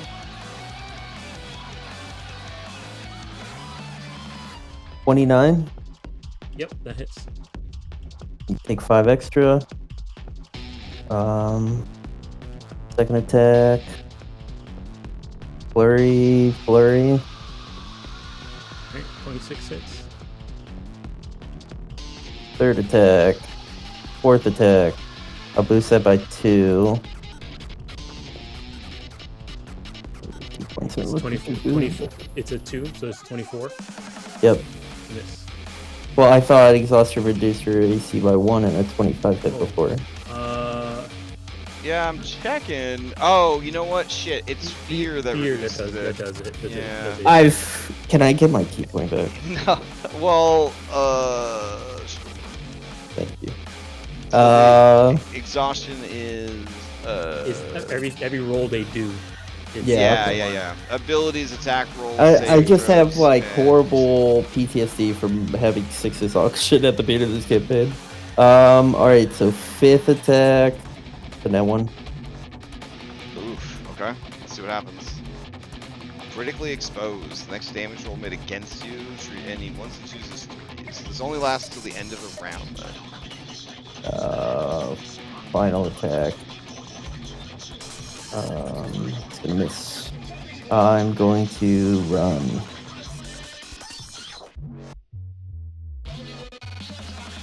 Has anyone cast any spells yet? No. Damn. So this he's still unfulfilled. That's my turn. All right. They're definitely going to steal, but before they steal, they're going to use their last legendary action to do this again. So what are they doing now? Oh, nice. Are you rolling private, Yeah, I rolled that private. Okay. All right. start of the turn, get all the legendary actions back.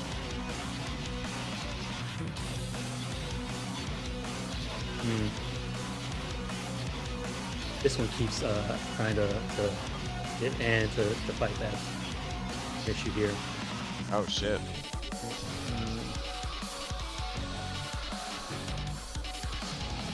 Also, the one that ran away is also good, and it ran away. Overpowered. What's the range on this? 60 and 120.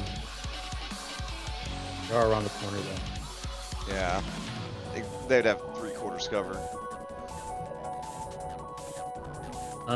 Okay. What they'll do is they're going to. Also, if you use your hammer, won't that free Wayne? Yeah, it will. Yeah. Okay, let me see here. What is the range on them there?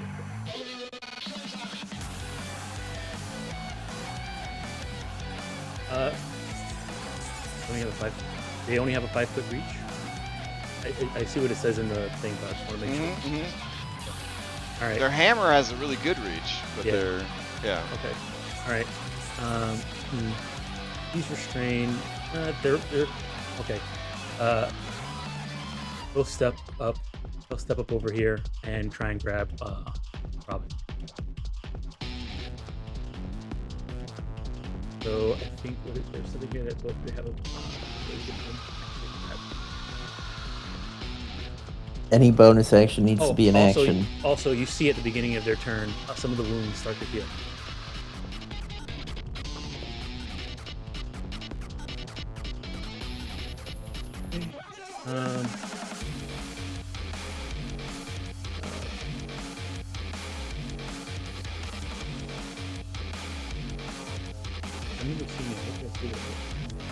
Oh, here it is. Okay, yeah. Okay, so they're gonna try and hit Robin with an arm strike.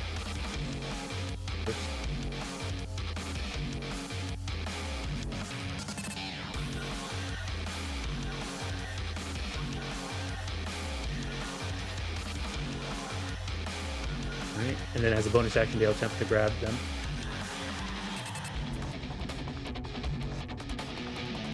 I don't know if you have anything, but you did get the injury that made your bonus actions require an action. Oh yeah, that's true. That's true. You were ran through by Wayne. Yeah, that is true. Okay, great. All right, then he can't grab. He can't grab as a bonus action. Because he has to use a whole action for it. That's for one. It was for 4 rounds, right? 4 days. 4 days. Okay. 4 days. That's honestly that's really good for these guys. All right. In that case, I already started punching, so I guess it's just punching a lot of people. Oh yeah, because look at it. It's actual bonus action. It's good bonus action. Is oh man. Yeah. No. Isn't it awful when like you have to kill everybody, but you just feel so bad for them, so you're like rooting for them at the same time? I always root for players that I'm playing as monsters. No, it's different when you're a player, though. I'll do the worst things, but I'll be like, I'm glad you guys made that save. Right, they're gonna punch Ismark now. I feel like Ismark would identify as good, probably. Yeah. Yeah, more likely, most of the time.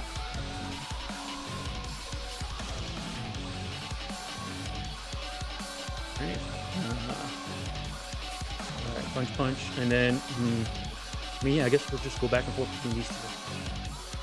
So, Robin again. Oh, that was for Robin, and then this last one's other one's for Ismark. And then they're gonna try and squash Ismark.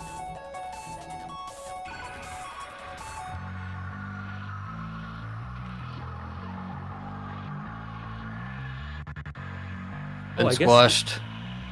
I guess she has the mark, the what you call it mark. So those have been, the ones that against Ismark would have been at disadvantage, I guess. Which I don't think made a difference.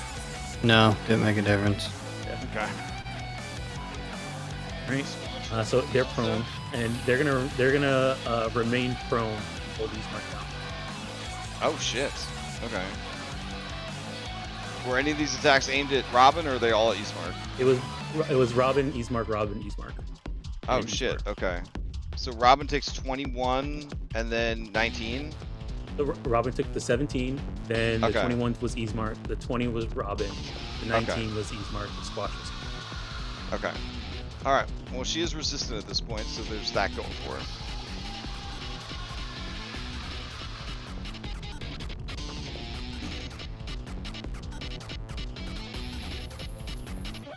All right. Anything else from Great Tar Hack? All right, yeah, that'll be it. Destroyer. They can't do any bonus actions, so they're prone with Ismark pinned. Okay. All right. So Ismark is grappled or restrained? Squash, they are grappled to the end of the thing. They're also prone, and the grapple ends if they stand up. Okay. If you stand up. Yeah, if I stand Okay. up. All right. Ismark, do you want to steal? Yeah, probably should. Okay.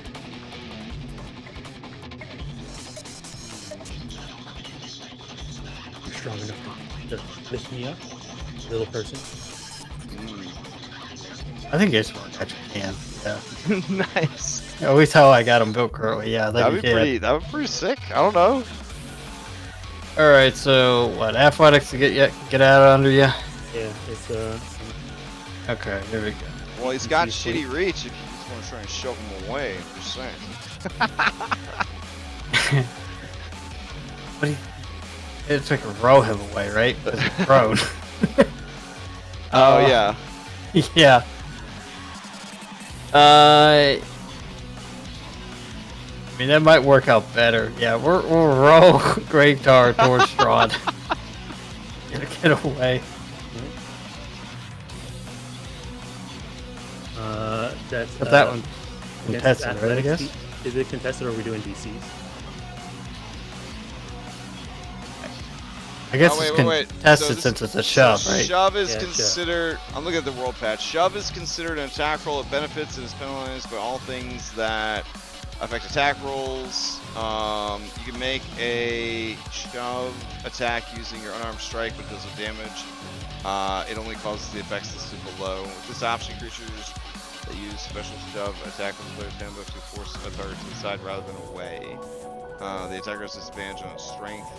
Athletics checks when it does so. If that check is successful, the attacker moves 5 feet in a different direction. Oh, shove away is different than shove. Shove aside is like you can actually move people instead of pushing them. It's a reposition.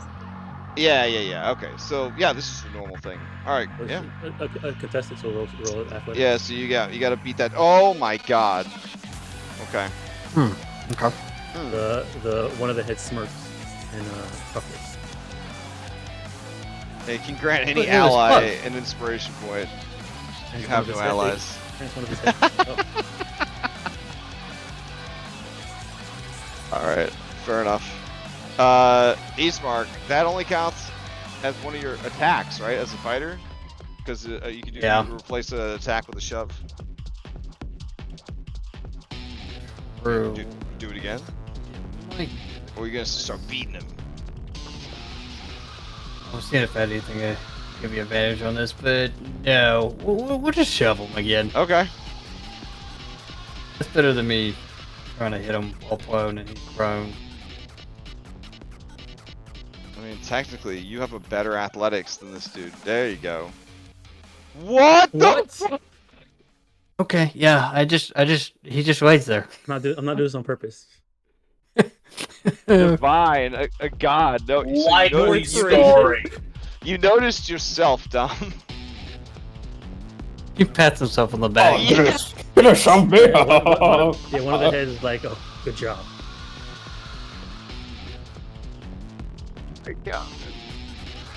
Oh, it's just great. All right. Do I have You anything passed. else? All right.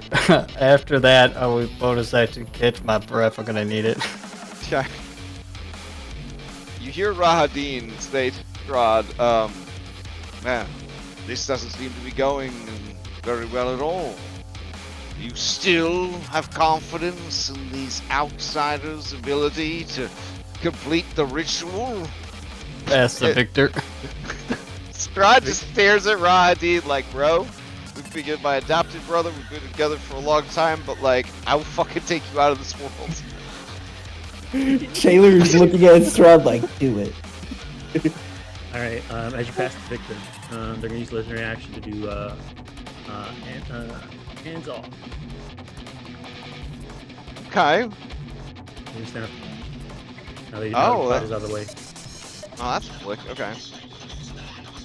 You hear them? You said now Not that the grapple. fighter's out of the way. Damn, bro.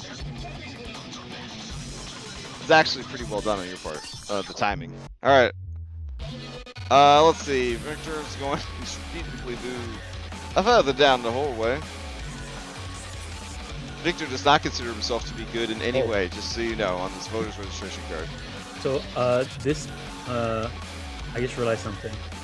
What? This aura? Yeah, the aura is you're only. Oh, until you succeed. Oh yeah. Until you succeed, you have to keep making the check. Fuck. All right. This is wisdom. Yeah, wisdom. I believe. All right. All right. He's good. He's good. All right. I will give him a red dot so that we know that he is. I think everybody's good now. Okay. All right. Alright, let's see, he's going to take out the staff, and he is going to use a... It's very tempting to just use the Globe of Invulnerability, call it a day.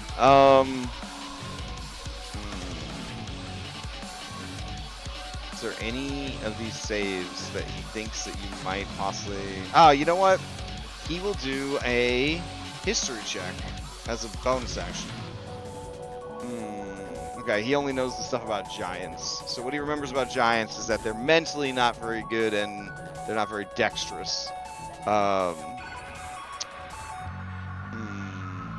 very dexterous. Could drop a level 5 lightning bolt out of the staff. Could try and hold him. Feels like a Hail Mary, but you know what? He's gonna do it. He's gonna try to do a hold monster out of the staff. Alright. So, here we go.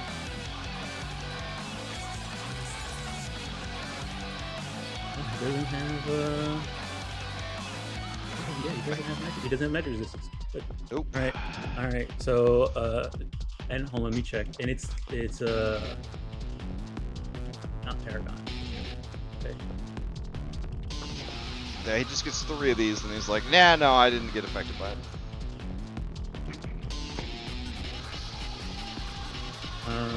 Okay, it's yes, okay, it's that one. Okay. Alright, here's their check. Oh shit. Yeah, they're definitely gonna spend that legendary resistance. Barf. Okay. Barf. Love legendary monsters, so cool.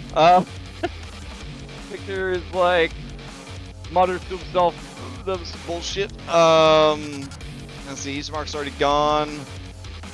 Pass to Robin. Alright, Robin has not given up on you. Oh, you gonna do something first? Yeah, legendary action. Okay. Our friend is leaning forward in his chair. Oh yeah, unfulfilled. Oh shit, you're right. Oh no. Okay. Oh man. Nope, that's not the right one. Hold on. Where's my...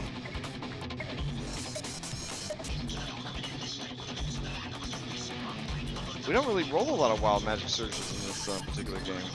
Let's see. We got this guy a couple times. Huh, Yeah. I wonder what that is. Not as many as I get on Saturday mornings. It's weird. Let's see. D10,000 wild magic surge swap sites.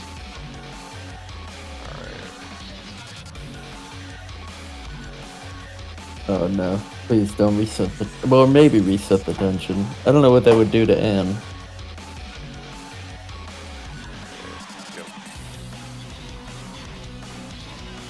Reset the whole dungeon? That'd be wild.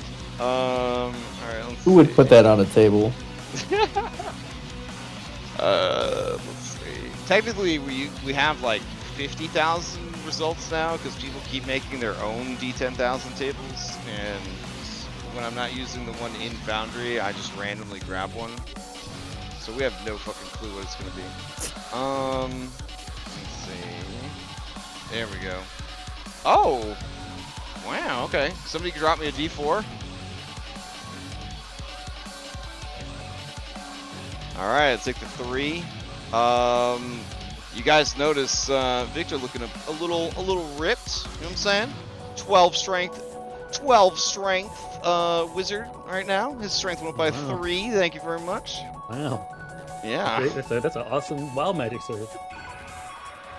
Okay. Continue. Robin is up. You interrupting with anything or? Yes. They're gonna spend all 3 legendary Okay. actions to try and do destroy strength. Destroy strength. That sounds bad. Oh. Right, so, Oh my god.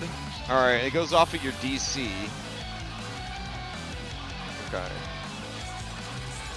Which is a 19 for this, he says, on your spellbook page.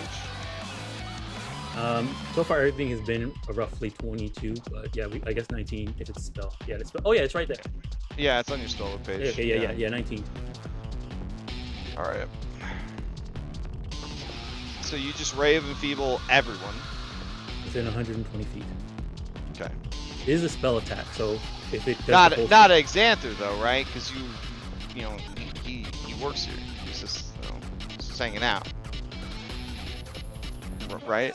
What is the relation? I mean, the other person who works at the prison that this guy. He's like the, yeah.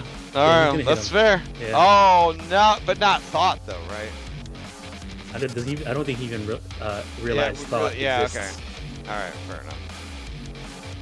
Well, I mean, you did travel with the party for. Well, that's true. He's very evil. It's small. So yeah, probably. I'm sure he thinks Strahd loves the case. Can you hit the cast button to get that in the chat? Yeah. Okay.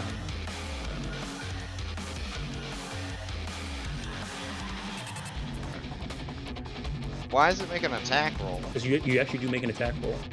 Oh, so you have to attack everybody? I don't know. Yeah, maybe. What's the ability say? So, black beam of energy springs from your finger towards the creature within range. Make a ranged spell attack against the target. On a hit, you do half damage with weapon attack. Wait, what? Only half damage with weapon. The target does. The target does half damage with weapon attack, and then they but it says here, Great Tar Hat creates an effect similar to a Raven Feeble, targeting every creature of its choice within 120 feet. I guess I make an attack roll against everybody, and then if it hits them, then it does it, or is it a save? Yeah, we would just make it a save. Okay. Yeah. So then that would be the save there is Constitution. Okay. So everyone has to make a DC 19 Constitution save. That's not too bad. Ismark. Oh no. Nice. Bad. What does this do? It just lowers attack damage? Big shout out to Thought right now. Getting a 20 on Yeah, half damage on strength attacks. I'm gonna roll my pencil. Okay.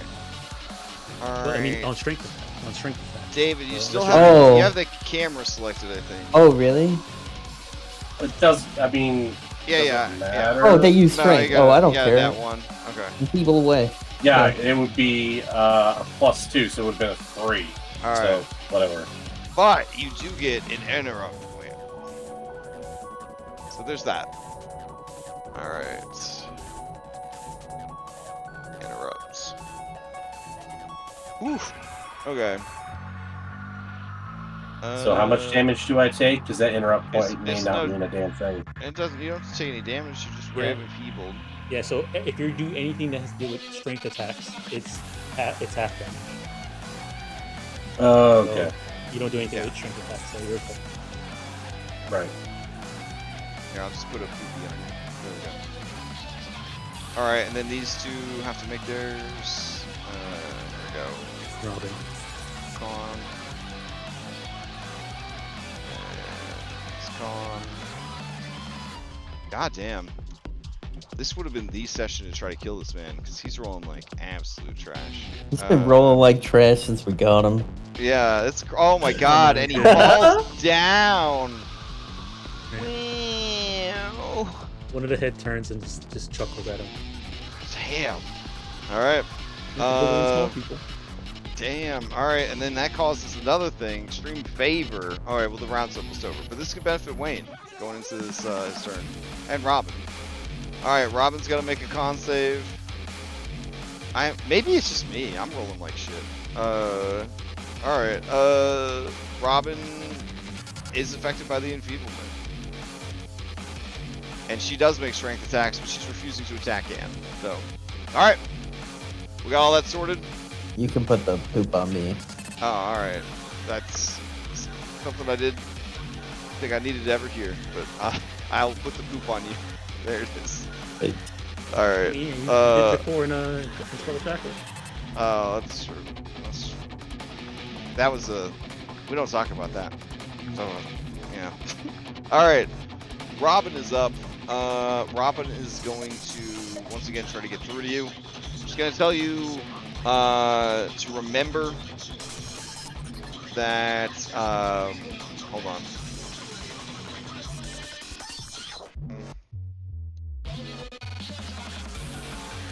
She watches a lot of movies. I think she's got this down. Alright. She says, the most important thing in life will always be the people in this room, right here, right now. And you don't turn your back on family.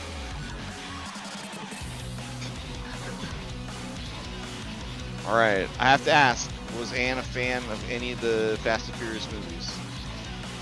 Yes. Okay. So No, the actually, capital. No. Oh! You know why? Because she got hurt her leg Because from your a car parents crash. died in a car. Yeah, All your right, parents died in a car accident. Never mind. Alright. This is gonna try to get through to you anyways. Here we Yeah, go. but Vin Diesel, he's like muscle Yeah, and shit. maybe remembering your parents will fucking snap out of it. Alright. Here we go. Oh my god, she's just crushing it. She didn't even need the thing. Another 19. To convince That's you. telling the story. Alright. It's 50 hit points or another exhaustion. Hold the group. What do you guys want?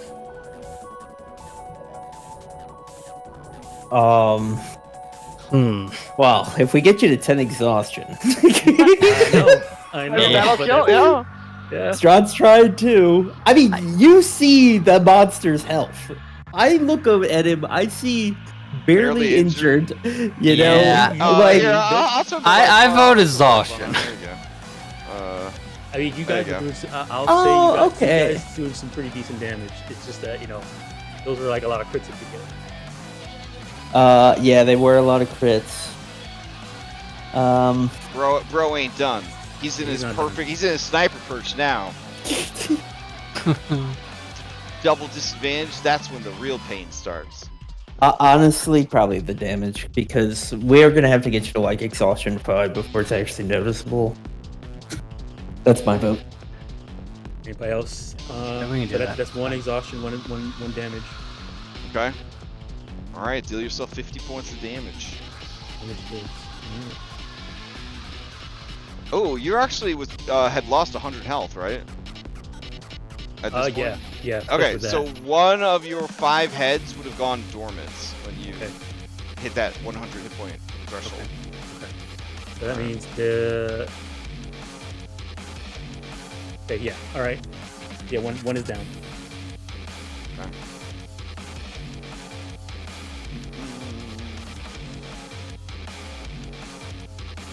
All right. Then bonus action. What's this? Bonus action. You spend a boon to heal yourself or an adjacent creature. Not time for How about that catch your yet. breath? Ooh, that's a good one. Yeah. She has that, I'm sure. Under the 400 features. Catch your breath. Here we go.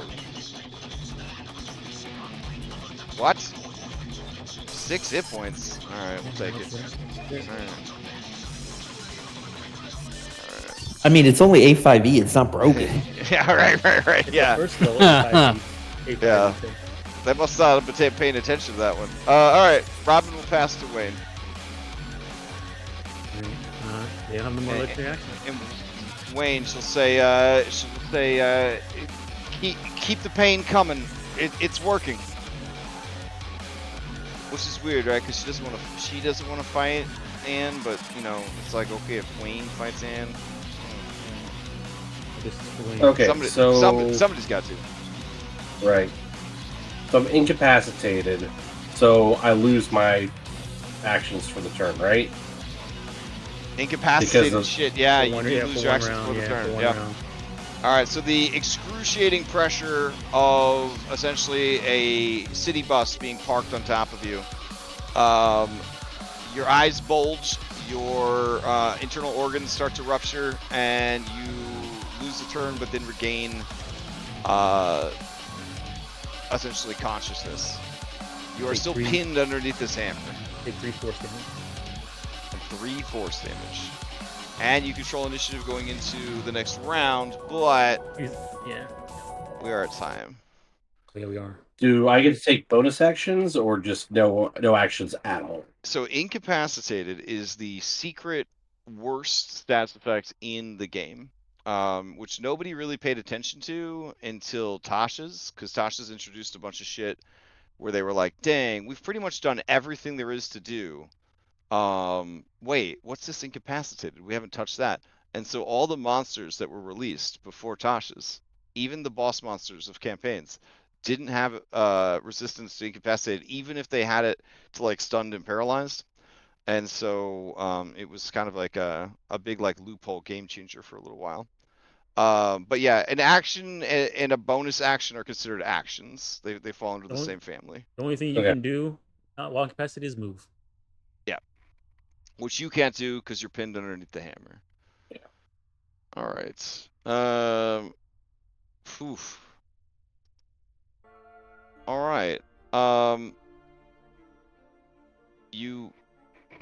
Did our robot die? Or stop? Yeah. Yeah, it sounds like he died. All right. That's okay.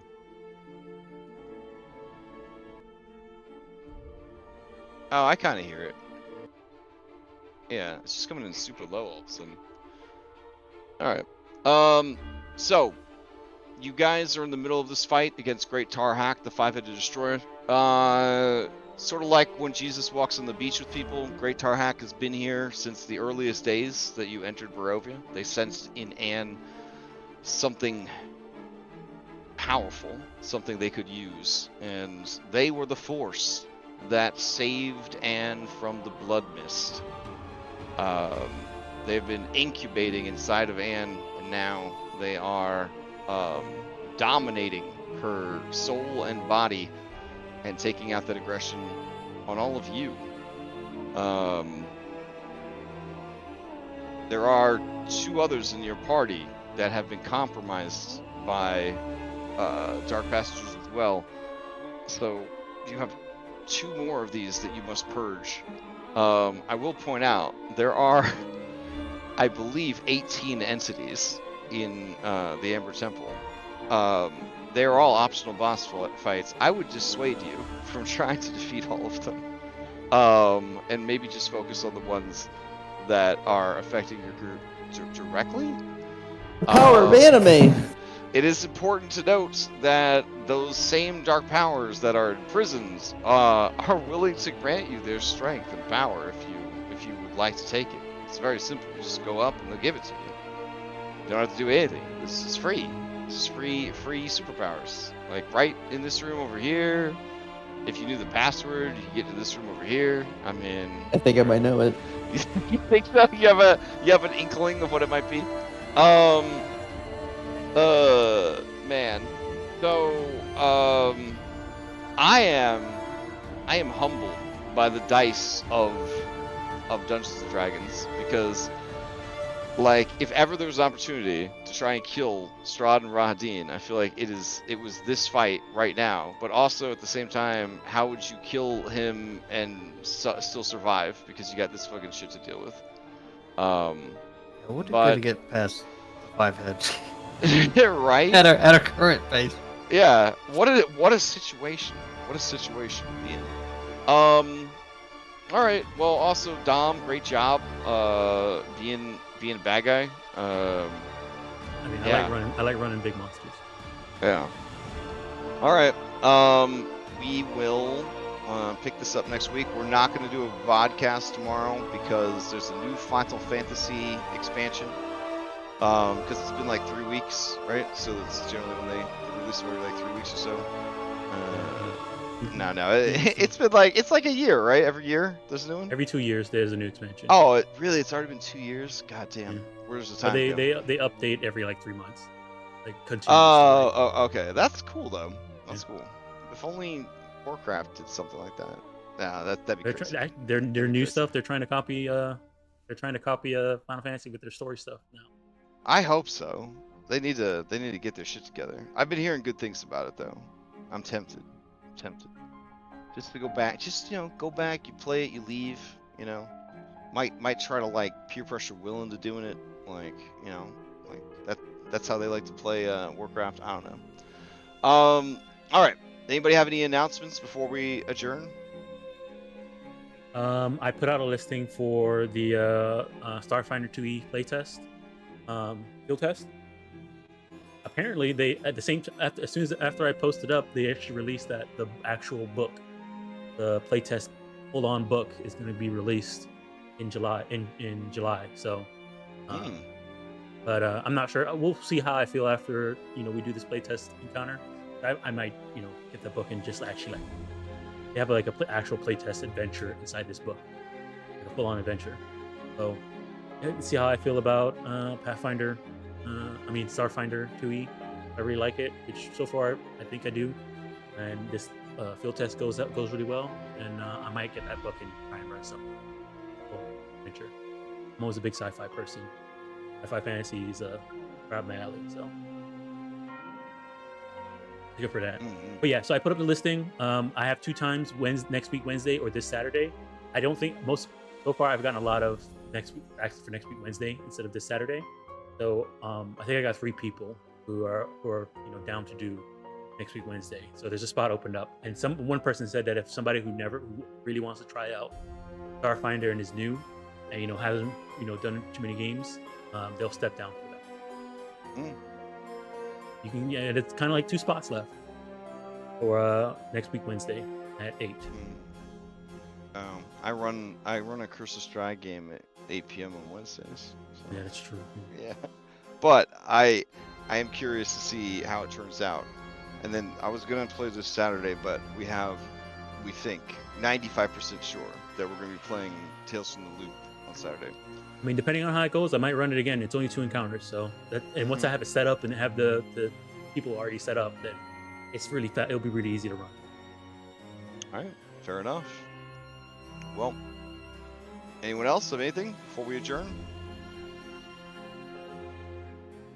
Leave you with these wise words, then Ashur and for the week.